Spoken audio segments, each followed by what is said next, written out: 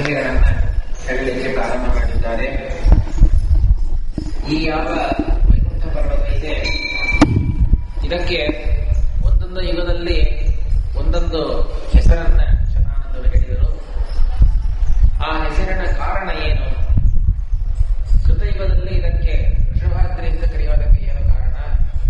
ತ್ರೇತಾಯುಗದಲ್ಲಿ ಅಂಜನಾಚಲ ಅಂತ ಹೇಳಿಯು, ದ್ವಾಪರ ಯುಗದಲ್ಲಿ ಶೇಷಾಚಲ ಅಂತ ಹೇಳಿಯು ಕರೆಯುವುದಕ್ಕೆ ಪ್ರತ್ಯೇಕ ಕಾರಣಗಳನ್ನ, ಕಥೆಗಳನ್ನ ಶತಾನಂದರು ಜನಕರಾಜನಿಗೆ ಹೇಳಿದ್ದಾರೆ. ಕೊನೆಯಾಗಿ ಕಲಿಯುಗದಲ್ಲಿ ಈ ಪರ್ವತಕ್ಕೆ ವೆಂಕಟ ಪರ್ವತ ಅಂತನ್ನುವ ಹೆಸರು ಬರುವುದಕ್ಕೆ ಏನು ಕಾರಣ ಅಂತ ಹೇಳುವಾಗ, ಪುರಂದರ ಅಂತನ್ನುವ ಬ್ರಾಹ್ಮಣನ ಮಗ ಮಾಧವ ಬ್ರಾಹ್ಮಣ ಅಂತ ಹೇಳಿ, ಅವನ ಪತ್ನಿ ಪಾಂಡ್ಯ ದೇಶದ ಹುಡುಗಿ ಚಂದ್ರಲೇಖ ಅಂತ ಹೇಳಿ ಅತ್ಯಂತ ಸ್ವರ್ಣಾಶ್ರಮ ಕ್ರಮಗಳನ್ನ ಸರಿಯಾಗಿ ಅವನು ಪರಿಪಾಲನೆ ಮಾಡುತ್ತಿದ್ದಾಗ ಮಧ್ಯದಲ್ಲಿ ಒಂದು ತಪ್ಪಾದ ಒಂದು ಇಚ್ಛೆಯಿಂದ, ದಿವಾಸಂಗಮ ಇಚ್ಛೆಯಿಂದ ಪತ್ನಿಯನ್ನು ಕರೆದಿದ್ದಾನೆ. ಅನಂತರದಲ್ಲಿ ಅವಳು ನದಿ ತೀರಕ್ಕೆ ಅವನನ್ನ ಕರ್ಕೊಂಡು ಹೋದಾಗ ಅಲ್ಲಿ ಬೇರೆ ಒಂದು ಜಾತಿಯ ವಿಜಾತೀಯ ಸ್ತ್ರೀಯನ್ನ ಈ ಮಾಧವ ಬ್ರಾಹ್ಮಣ ನೋಡಿದ್ದಾನೆ. ಕುಂತಲ ಅಂತ ಕರೆಯಲ್ಪಡುವ ಅವಳನ್ನು ನೋಡಿ ಅವಳ ಮೇಲೆ ಕಾಮ ಬಂದು ಹೆಂಡತಿಯನ್ನು ಮನೆಗೆ ಕಳಿಸಿದ್ದಾನೆ. ಆ ಕುಂತಲವನ್ನ ಯಾರು ಏನು ಅಂತ ವಿಚಾರಿಸಿದಾಗ ಅವಳ ಜಾತಿ ಸರಿಯಿಲ್ಲ, ಅತೀ ಹೀನವಾಗಿರ್ತಕ್ಕಂತಹ ಜಾತಿಯಲ್ಲಿ ಅವಳು ಹುಟ್ಟಿದವಳು ಅಂತ ತಿಳಿದರೂ ಕೂಡ ಕಾಮದಿಂದ ಮೋಹಿತನಾಗಿ ಅವಳನ್ನ ಭೋಗಕ್ಕೋಸ್ಕರ ಕರೀತಾನೆ. ಅವಳು ಎಷ್ಟೇ ಅವಳು ಬೇಡ ಬೇಡ ಅಂತ ಹೇಳಿದರೂ ಕೂಡ ಬಲಾತ್ಕಾರವಾಗಿ ಅವಳ ಸಂಭೋಗವನ್ನು ಮಾಡಿ ಅವಳ ಮಾತಿಗೆ ತಕ್ಕಂತೆ ತನ್ನನ್ನು, ತನ್ನ ಶರೀರವನ್ನು, ತನ್ನ ಆಕಾರವನ್ನು, ತನ್ನ ಧರ್ಮಗಳನ್ನು ಎಲ್ಲವನ್ನೂ ಕೂಡ ಅವನು ವ್ಯತ್ಯಾಸ ಮಾಡಿಕೊಂಡಿದ್ದಾನೆ. ಶಿಖಾ, ಯಜ್ಞೋಪವೀತ, ಎಲ್ಲಾ ರೀತಿಯಾಗಿರತಕ್ಕಂತಹ ಬ್ರಾಹ್ಮಣ ಚಿಹ್ನಗಳನ್ನು ಕೂಡ ಪರಿತ್ಯಾಗ ಮಾಡಿ ಬೇರೆ ವರ್ಣಭಾಷರಂತೆ ಗೋಮಾಂಸವನ್ನ, ಸುರಾಪಾನವನ್ನ ಎಲ್ಲವನ್ನೂ ಕೂಡ ಮಾಡಿದವನಾಗಿ ಅವಳ ಜೊತೆಗೆ 12 ವರ್ಷ ಕಾಲ ಅವನಿದ್ದಾನೆ. ಮಾಡಬಾರದ ಸಕಲ ಪಾಪಗಳನ್ನು ಮಾಧವ ಬ್ರಾಹ್ಮಣ ಮಾಡಿದ. ಆದರೂ ಕೂಡ ಕುಂತಲಾವಿನ ಮರಣಾನಂತರದಲ್ಲಿ ಏನೋ ದೈವವಶ ಭೂಮಿಯಲ್ಲಿ ತಿರುಗಾಡ್ತಾ ಇರೋ ಕಾಲಕ್ಕೆ ಉತ್ತರ ದಿಕ್ಕಿನಿಂದ ಬಂದಿರತಕ್ಕಂತಹ ಕೆಲವ ರಾಜರುಗಳು ವೆಂಕಟ ಪರ್ವತದ ಯಾತ್ರೆಯನ್ನು ಮಾಡಿದ್ದಾರೆ. ಅವರ ಜೊತೆಗೆ ಅವರ ಉಚ್ಚಿಷ್ಟವನ್ನ ಅಪೇಕ್ಷಿಸಿಕೊಂಡು ಈ ಮಾಧವ ಬ್ರಾಹ್ಮಣ ಅವರ ಹಿಂದೆ ಹೋದಾಗ ಕಪಿಲ ತೀರ್ಥದಲ್ಲಿ ಸ್ನಾನ ಮಾಡಿ ಅವರೆಲ್ಲರೂ ತಮ್ಮ ಪಿತೃಗಳಿಗೆ ಪಿಂಡ ಪ್ರದಾನ ಮಾಡೋದನ್ನು ನೋಡಿ ಇವನು ಕೂಡ ಅಲ್ಲಿ ಸ್ನಾನವನ್ನು ಮಾಡಿ ಮಣ್ಣಿನ ಪಿಂಡಗಳನ್ನ ಪಿತೃಗಳಿಗೆ ಕೊಟ್ಟಿದ್ದಾನೆ. ಅಷ್ಟೇ ಅಲ್ಲದೆ ಅವರು ಪರ್ವತಾರೋಹಣವನ್ನು ಮಾಡೋ ಕಾಲಕ್ಕೆ ಅವರ ಹಿಂದೆ ಇವನು ಕೂಡ ಪರ್ವತ ಹತ್ತಿದ್ದಾನೆ. ಆ ಪರ್ವತದ ಸ್ಪರ್ಶ ಮಾತ್ರದಿಂದಲೇ ಅವನ ಎಲ್ಲ ಪಾಪಗಳು ಕೂಡ ಹೊರಗೆ ಬರ್ತಾ ಇದೆ. ಆ ವಾಂತಿ ಹೊರಗೆ ಬಂದಾಗ ಅದರ ದುರ್ಗಂಧದಿಂದ, ಅದರ ಹೊಗೆಯಿಂದ ದೇವತೆಗಳೆಲ್ಲರೂ ಕೂಡ ವಿಮಾನಾರೂಢರಾಗಿ ಅಲ್ಲಿ ಬರ್ತಾ ಇದ್ದಾರೆ. ವೆಂಕಟ ಪರ್ವತದ ಸ್ಪರ್ಶ ಮಾತ್ರದಿಂದ ಇವನ ಎಲ್ಲ ಪಾಪಗಳು ಕೂಡ ಪರಿಹಾರ ಆಗಿದೆ ಎಂಬುದನ್ನು ತಿಳಿಸುವರಾಗಿ ಬ್ರಹ್ಮದೇವರೇ ಬಂದು ಮಾಧವ ಬ್ರಾಹ್ಮಣನಿಗೆ ವರವನ್ನು ಕೊಡ್ತಾ ಇದ್ದಾರೆ. ನಿನ್ನ ಎಲ್ಲ ಪಾಪಗಳು ನೀನು ಕಳ್ಕೊಂಡಿದ್ದಿ. ಹಾಗೆ ಅಜಾಮಿಳನನ್ನು ಭಗವಂತ ಉದ್ಧಾರ ಮಾಡಿದನೋ ಅದೇ ರೀತಿಯಿಂದ ಈ ವೆಂಕಟ ಪರ್ವತದ ಒಳಗೆ ಅಂತರ್ಯಾಮಿಯಾಗಿರ್ತಕ್ಕಂತಹ ಪರಮಾತ್ಮನು ಕೂಡ ನಿನ್ನ ಎಲ್ಲ ಪಾಪಗಳನ್ನು ಪರಿಹಾರ ಮಾಡಿದ್ದಾನೆ. ಆದರೆ ಈ ಅಪವಿತ್ರವಾಗಿರತಕ್ಕಂತಹ ಈ ಶರೀರವನ್ನು ಪರಿತ್ಯಾಗ ಮಾಡಿ ಸ್ವಾಮಿ ಪುಷ್ಕರಣಿಯಲ್ಲಿ ಸ್ನಾನ ಮಾಡಿ ವರಾಹದೇವರ ದರ್ಶನವನ್ನು ಮಾಡಿ ಈ ಶರೀರವನ್ನು ಬಿಟ್ಬಿಡು. ಕಾಲಾಂತರದಲ್ಲಿ ನೀನು ಇದೇ ಪ್ರದೇಶದಲ್ಲಿ ಆಕಾಶರಾಜನಾಗಿ ನೀನು ಹುಟ್ಟಿ ನಿನ್ನ ಮಗಳಾಗಿ ಸಾಕ್ಷಾತ್ ಲಕ್ಷ್ಮೀದೇವಿಯೇ ಅವತರಿಸಲಿಕ್ಕಿದ್ದಾಳೆ. ನಿನ್ನ ಅಳಯನಾಗಿ ಸಾಕ್ಷಾತ್ ಭಗವಂತನೇ ಬರ್ತಾನೆ ಅಂತ ಹೇಳಿ ಬ್ರಹ್ಮದೇವರು ವರವನ್ನು ಕೊಟ್ಟಿದ್ದಾರೆ. ಬ್ರಹ್ಮದೇವರ ಮಾತಿನ ತಕ್ಕಂತೆ ಅವನು ಕೂಡ ದೇಹತ್ಯಾಗವನ್ನು ಮಾಡಿದ ಅಂತ ಹೇಳಿ ಪ್ರಥಮಾಧ್ಯಾಯದಲ್ಲಿ ಇಷ್ಟೊಂದು ಕಥಾವನ್ನು ಹೇಳಿ ದ್ವಿತೀಯಾಧ್ಯಾಯವನ್ನ ಪ್ರಾರಂಭ ಮಾಡುವಾಗ ಜನಕರಾಜ ಪ್ರಶ್ನವನ್ನು ಮಾಡ್ತಾನೆ.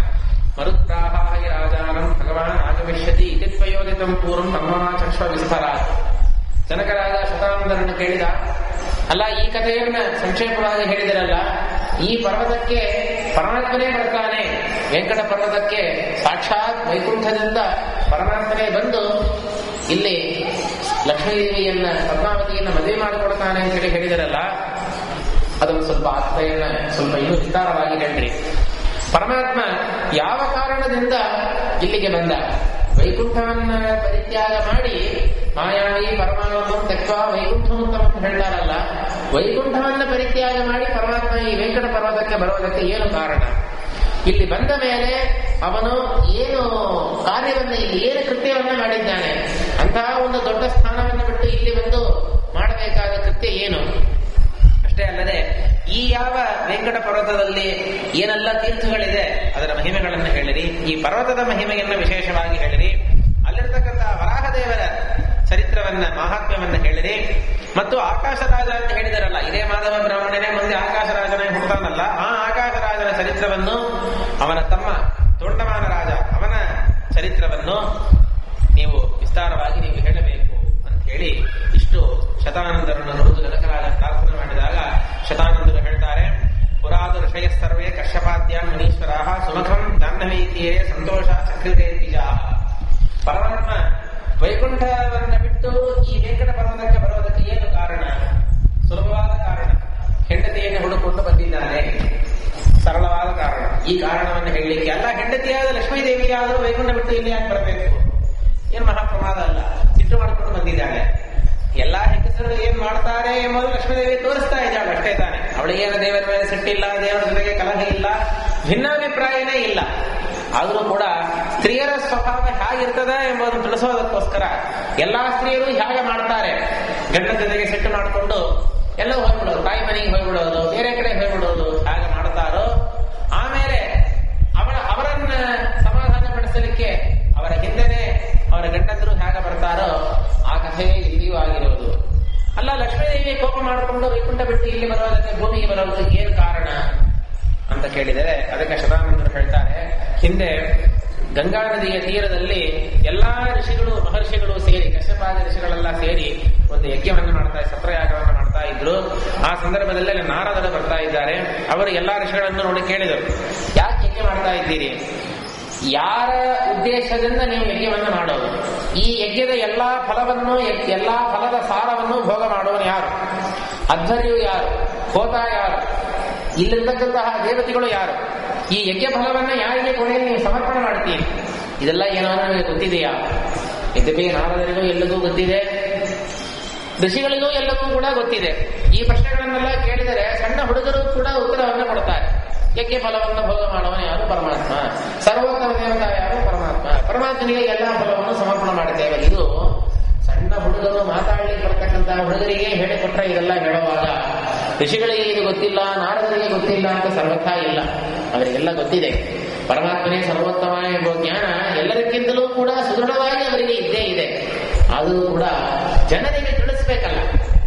ಪರಮಾತ್ಮ ಸರ್ವೋತ್ತಮ, ವಿಷ್ಣುವೇ ಸರ್ವೋತ್ತಮ ಎಂಬುದನ್ನ ಜನರಿಗೆ ದೃಷ್ಟಾಂತಪೂರ್ವಕವಾಗಿ ತಿಳಿಸಬೇಕು ಅಂತ ಅನ್ನೋ ಉದ್ದೇಶದಿಂದ ಏನೂ ಗೊತ್ತಾಗದೆ ಇರುವಂತೆ, ಬಹಳ ಸಂಶಯವಂತೆ, ಆ ಸಂದೇಹವನ್ನು ಪರಿಹಾರ ಮಾಡಿಕೊಳ್ಳಲಿಕ್ಕೆ ಋಷಿಗಳೆಲ್ಲ ಪ್ರಯತ್ನ ಮಾಡಿದಂತೆ ಅವರು ನಟನೆಯನ್ನು ಮಾಡ್ತಾ ಇದ್ದಾರೆ. ಕೇವಲ ಅವರ ನಾಟಕ ಹಾಗೆ ಸಿನಿಮಾದಲ್ಲಿ ಏನೇನೋ ಮಾಡ್ತಾರೆ. ಅವರಿಗೆ ಎಲ್ಲವೂ ಕೂಡ ಗೊತ್ತಿದೆ. ಏನು ಸಸ್ಪೆನ್ಸ್ ಎಂಬುದು ಆಕ್ಟ್ರೆಸ್ಗಳಿಗೆ ಗೊತ್ತಿದೆ. ಏನು ಇಂಥದ್ದನ್ನು ಗೊತ್ತಿದ್ರು ಕೂಡ ನಮಗೆ ಒಂದು ಅಭಿರುಚಿ ಬರುವುದಕ್ಕೋಸ್ಕರ ಸಸ್ಪೆನ್ಸ್ ಅಂತ ಅನ್ನೋದು, ಕ್ಲೈಮ್ಯಾಕ್ಸ್ ಅಂತ ಅನ್ನೋದು ಎಲ್ಲ ಹಾಗೆ ತೋರಿಸ್ತಾರೋ ಹಾಗೆ ಋಷಿಗಳಿಗೆ ಪರಮಾತ್ಮನೇ ಸರ್ವೋತ್ತಮ ಅಂತ ಜ್ಞಾನ ಇದ್ರೂ ಕೂಡ, ದೃಢವಾದ ಜ್ಞಾನ ಇದ್ರೂ ಕೂಡ ಜನರಿಗೆ ಆ ಜ್ಞಾನ ಬರಲಿಕ್ಕೆ, ಅವರಿಗೆ ಧಾರಣೆ ಬರಲಿಕ್ಕೆ, ಅವರಿಗೆ ಅರ್ಥ ಮಾಡಿಸೋದಕ್ಕೋಸ್ಕರ, ಮಂದಮತಿಗಳಿಗೂ ಪರಮಾತ್ಮನ ಸರ್ವೋತ್ತಮತ್ವವನ್ನು ಅರ್ಥ ಮಾಡಿಸೋದಕ್ಕೋಸ್ಕರ ನಾರದರು ಈ ಋಷಿಗಳು ಸೇರಿ ಈ ರೀತಿಯಾದ ನಾಟಕವನ್ನು ಮಾಡ್ತಾರೆ. ನಾರದರು ಹೀಗೆ ಹೇಳಿದಾಗ ಋಷಿಗಳೆಲ್ಲ ಬಹಳ ಅವರಿಗೆ ಸಂಶಯ ಆಯಿತು. ಈ ಸಂಶಯ ಪರಿಹಾರ ಆಗುವುದಕ್ಕೋಸ್ಕರ ಅವರೆಲ್ಲ ವಿಚಾರ ಮಾಡಿದರಂತೆ. ಎಲ್ಲ ಕೂಡಿ ವಿಚಾರ ಮಾಡಿದ್ರು. ಯಾರು? ಭಾಗವತದಲ್ಲೂ ಬರ್ತದೆ, ತ್ರಿಶ್ವದೀಶೇಷು ಕೋ ಮಹಾನ್. ಜಗತ್ತಿಗೆ ಅಧೀಶರು, ಜಗತ್ತಿಗೆ ಅಧಿಪತಿಗಳು ಅಂದ್ರೆ ಮುಮ್ಮೂರ್ತಿಗಳು ಅಂತಾರಲ್ಲ, ತ್ರಿಮೂರ್ತಿಗಳು ಬ್ರಹ್ಮ, ವಿಷ್ಣು, ಶಿವ. ಈ ಮೂರು ಜನರ ಮಧ್ಯದಲ್ಲಿ ಯಾರು ಉತ್ತಮರು ಅಂತ ಹೇಳಿ ಋಷಿಗಳಿಗೆಲ್ಲ ಒಂದು ವಿಚಾರ ಬಂದಿದೆ. ಗೊತ್ತಿದ್ರೂ ಕೂಡ ಜನರಿಗೋಸ್ಕರ ಈ ವಿಚಾರವನ್ನು ಮಾಡ್ತಾ ಇದ್ದಾರೆ. ಅನಂತರ ಋಷಿಗಳಲ್ಲೇ ಅತ್ಯಂತ ಉತ್ತಮರಾದ ದೇವಋಷಿಗಳಾಗಿರ್ತಕ್ಕಂತಹ ಭೃಗು ಋಷಿಗಳನ್ನ ಎಲ್ಲ ಋಷಿಗಳು ಸೇರಿ ಪ್ರಾರ್ಥನೆ ಮಾಡ್ತಾರೆ. ನೀವು ಯಾರು ಸರ್ವೋತ್ತಮ ದೇವತಾ ಎಂಬುದನ್ನ ಪರೀಕ್ಷೆ ಮಾಡಲಿಕ್ಕೆ ನೀವೇ ಹೊರಟು ಹೋಗಬೇಕು ಅಂತ ಪ್ರಾರ್ಥನೆಯನ್ನು ಮಾಡಿದ್ದಾರೆ. ಅದಕ್ಕೆ ಮೊದಲು ಭೃಗು ಋಷಿಗಳು ಹೊರಡುತ್ತಾರೆ. ಭೃಗುರ್ವೈ ವಾರುಣಿ ವರುಣ ಪಿತರಂ ಉಪಸಸಾರ ಅದೀಹಿ ಭಗವೋ ಬ್ರಹ್ಮೇತಿ. ಭೃಗುವಲ್ಲಿ ನಾವು ಕೇಳ್ತೇವಲ್ಲ, ತೈತರಿಯ ಉಪನಿಷತ್ತಿನಲ್ಲೇ ಕೇಳ್ತಾ ಇದ್ದೇವೆ. ಭೃಗು ಋಷಿಗಳು ವರುಣನ ಸಾಕ್ಷಾತ್ ಮಗ, ವರುಣದೇವರ ಮಗ. ಇವರು ದೇವತೆಗಳಾಗಿದ್ದುಕೊಂಡು ಋಷಿಗಳಾಗಿ ಇದ್ದಾರೆ. ದೇವತಾ ಕಾರ್ಯಕ್ರಮದಲ್ಲಿ ಬರ್ತಾರೆ, ಅತ್ಯಂತ ಉತ್ತಮ ತರಗತಿಯಲ್ಲೇ ಇದ್ದಾರೆ. ಅದೇ ಕಾಲದಲ್ಲಿ ಋಷಿಗಳೂ ಆಗಿದ್ದಾರೆ. ನಾವು ಋಷಿಗಳಲ್ಲಿ ಅನೇಕ ರೀತಿಯಾದ ವಿಭಾಗವನ್ನು ನಾವು ನೋಡಬಹುದು. ಬ್ರಹ್ಮ ಋಷಿಗಳು ಅಂತ ಕೆಲವರಿದ್ದಾರೆ, ರಾಜ ಋಷಿಗಳು ಅಂತ ಕೆಲವರಿದ್ದಾರೆ, ದೇವ ಋಷಿಗಳು ಅಂತ ಕೆಲವರಿದ್ದಾರೆ. ರಾಜ ಋಷಿಗಳು ಅಂತಂದ್ರೆ ನಮ್ಮ ಪರೀಕ್ಷಿತ್ ಮಹಾರಾಜ ಆಗಲಿ ಅಥವಾ ಮಾಂಧಾತ, ನಹುಷ, ಅಂಬರೀಷ ಅವರೆಲ್ಲ ರಾಜ ಋಷಿಗಳು, ಅವರಿದ್ದಕ್ಕೆ ರಾಜರುಗಳು.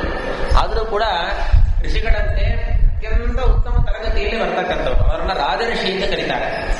ಬ್ರಹ್ಮ ಋಷಿಗಳಂತ ಬೇಕಾದಷ್ಟು ಇದೆ, ಕಶ್ಯಪ, ವಿಶ್ವಾಮಿತ್ರ, ವಸಿಷ್ಠ ಮೊದಲಾದವರು. ದೇವ ಋಷಿಗಳು ಅಂತಂದ್ರೆ ದೇವತಾ ತಾರತಮ್ಯದಲ್ಲಿ ಕೂಡ ಮೇಲ್ಗಡೆ ಬರ್ತಕ್ಕಂಥವ್ರು. ಉದಾಹರಣೆ ಈ ಭೃಗು ಋಷಿಗಳಾಗಲಿ ಅಥವಾ ನಾರದರಾಗಲಿ ಅವರನ್ನೆಲ್ಲ ದೇವಋಷಿ ಅಂತ ವ್ಯವಹಾರವನ್ನು ಶಾಸ್ತ್ರದಲ್ಲಿ ಮಾಡ್ತಾರೆ. ಹಾಗೆ ಋಷಿಗಳಲ್ಲಿಯೇ ಅತ್ಯಂತ ಶ್ರೇಷ್ಠರಾಗಿರ್ತಕ್ಕಂತಹ ಭೃಗು ಋಷಿಗಳನ್ನು ಬಳಸ್ತಾ ಇದ್ದಾರೆ. ಯಾರು ಸರ್ವೋತ್ತಮ ಅಂತ ನಿರ್ಣಯ ಮಾಡಿಕೊಂಡು ಬರ್ರಿ. ಅದಕ್ಕೆ ಅವರು ಮೊದಲಿಗೆ ಸತ್ಯಲೋಕಕ್ಕೆ ಹೋಗ್ತಾರೆ. ಸತ್ಯಲೋಕದಲ್ಲಿ ಬ್ರಹ್ಮದೇವರು ಕೂತಿದ್ದಾರೆ. ಸರಸ್ವತಿ ದೇವಿ ಬ್ರಹ್ಮದೇವರ ಸೇವೆಯನ್ನು ಮಾಡ್ತಾ ಇದ್ದಾರೆ. 4 ಮುಖಗಳಿಂದಲೂ ಕೂಡ 4 ವೇದಗಳನ್ನ ಬ್ರಹ್ಮದೇವರು ಉಚ್ಚಾರಣೆ ಮಾಡ್ತಾ ಇದ್ದಾರೆ. ಎಲ್ಲಾ ಕಡೆಯೂ ಕೂಡ ದಿಗ್ಬಾಲ ದೇವತೆಗಳು ಬಂದು ಬ್ರಹ್ಮದೇವರಿಗೆ ನಮಸ್ಕಾರವನ್ನು ಮಾಡ್ತಾ ಇದ್ದಾರೆ. ತಾವು ಬಾಯಿಂದ ಭಗವಂತನ ಸ್ತೋತ್ರವನ್ನು ಮಾಡ್ತಾ ಇದ್ದಾರೆ ಬ್ರಹ್ಮದೇವರು. ಅಂತಹ ಬ್ರಹ್ಮದೇವರಿಗೆ ಸಾಷ್ಟಾಂಗವಾಗಿ ಭೃಗು ಋಷಿಗಳು ನಮಸ್ಕಾರ ಹಾಕ್ತಾರೆ. ಆ ನಮಸ್ಕಾರ ಮಾಡುವ ಭೃಗು ಋಷಿಗಳನ್ನ ಬ್ರಹ್ಮದೇವರು ನೋಡಿಯೂ ಕೂಡ ಲಕ್ಷಣೆ ಮಾಡೋದಿಲ್ಲ, ಉದಾಸೀನ ಮಾಡಿಬಿಡುತ್ತಾರೆ. ಅದೇ ಅಂತಾರೆ, ಪತಿತಂ ಸಭೃಗಂ ದೃಷ್ಟ ನೋವಾಚ ವಚನಂ ಮಿತಿ. ಬ್ರಹ್ಮದೇವರಿಗೆ ಎಲ್ಲವೂ ಗೊತ್ತಿದೆ, ಇವರು ಯಾಕೆ ಬಂದಿದ್ದಾರೆ, ಎದಕ್ಕೋಸ್ಕರ ಬಂದಿದ್ದಾರೆ ಎಲ್ಲವೂ ಗೊತ್ತಿದೆ. ಆದರೂ ಕೂಡ ಬ್ರಹ್ಮದೇವರು ಏನ್ ಮಾಡ್ತಾರೆ ಅಂತ ಉದಾಸೀನ ಮಾಡಬೇಕು. ಭೃಗು ಋಷಿಗಳು ನಮಸ್ಕಾರ ಮಾಡ್ತಾ ಇದ್ರು ಕೂಡ, ನೋಡಿದರೂ ಕೂಡ ನೋಡದೇ ಇದ್ದಂತೆ ನಟನ ಏನು ಮಾಡ್ತಾ ಇದ್ದಾರೆ. ಅವರಿಗೇನಂದ್ರೆ ಪರಮಾತ್ಮನೇ ಸರ್ವೋತ್ತಮ ಅಂತ ತಿಳಿಸೋದಕ್ಕೋಸ್ಕರ ಅವರು ಎಲ್ಲ ಗೊತ್ತಿದ್ದರೂ ಕೂಡ ಏನ್ ಮಾಡ್ತಾ ಇದ್ದಾರೆ, ಗುಹನವನ್ನು ಮಾಡ್ತಾ ಇದ್ದಾರೆ. ದೇವತೆಗಳ ಸ್ವಭಾವ ಯಾವಾಗಲೂ ಹಾಗೆ, ಪರಮಾತ್ಮನ ಸರ್ವೋತ್ತಮತ್ವವನ್ನು ನಿರ್ಣಯ ಮಾಡೋದಕ್ಕೋಸ್ಕರ ಅವರಿಗೆ ದೋಷವನ್ನು ಹೇಳಿದರೂ ಕೂಡ ಅವರು ಅದನ್ನು ಸಹನ ಮಾಡ್ತಾರೆ. ಸುಮ್ಮನೆ ನಾವು ದೇವತೆಗಳಿಗೆ ನಾವು ದೋಷ ಹೇಳಿದರೆ, ದೇವತೆಗಳನ್ನ ಬೈದರೆ ಮಹಾಪಾಪ, ದೇವಹೇರಣ ಅಂತ ಆಗ್ತಾ ಇದೆ. ಆದರೆ ಪರಮಾತ್ಮ ಸರ್ವೋತ್ತಮ ಅಂತ ತಿಳಿಸಲಿಕ್ಕೆ ದೇವತೆಗಳಿಗೆ ನಾವು ದೋಷ ಹೇಳಿದರೆ, ಅಥವಾ ಪರಮಾತ್ಮ ಒಬ್ಬನೇ ನಿರ್ದೋಷ, ಉಳಿದ ಎಲ್ಲರೂ ಕೂಡ ದೋಷವುಳ್ಳವರು ಅಂತ ಸಮರ್ಥನ ಮಾಡುವ ಸಂದರ್ಭದಲ್ಲಿ ದೇವತೆಗಳಿಗೆ ದೋಷ ಹೇಳಿದರೂ ಕೂಡ ಅವರು ಸಿಟ್ಟು ಮಾಡೋದಿಲ್ಲ. ಆ ರೀತಿಯಿಂದ ದೇವತೆಗಳು ಅವರೂ ಸ್ವಯಂ ಏನ್ ಮಾಡ್ತಾರೆ ಅಂತಂದ್ರೆ ಪರಮಾತ್ಮನ ಸರ್ವೋತ್ತಮತ್ವವನ್ನು ನಿರ್ಧಾರ ಮಾಡಬೇಕು ಅಂತನ್ನುವ ಸಂದರ್ಭದಲ್ಲಿ ಬ್ರಹ್ಮದೇವರು ಭೃಗು ಋಷಿಗಳು ಬಂದದ್ದನ್ನು ನೋಡಿದರೂ ಅವರಿಗೇನು ಆತಿಥ್ಯ ಬನ್ನಿ ಹೋಗರಿ ಏನು ಹೇಳದೆ ಉದಾಸೀನವಾಗಿ ಎಲ್ಲೋ ನೋಡ್ತಾ ಇದ್ದಾರೆ. ಅದನ್ನ ನೋಡಿ ಭೃಗು ಋಷಿಗಳು ತಮ್ಮತ್ವ ಕಿಂಚಿತ ಜ್ಞಾನಂ ಆಶ್ರಿತಂ ಸರಿಷತೆಯೋ ಅಲದ್ವಾ ಸ್ವಾತ್ಮನ ಕಾರ್ಯಂ ಕೈಲಾಸಂ ಸರಿಷತೆಯೋ. ಅವ್ರು ಏನಾಯಿತು, ಓಹೋ ಬ್ರಹ್ಮದೇವರಿಗೂ ಕೂಡ ಅಜ್ಞಾನ ಉಂಟು.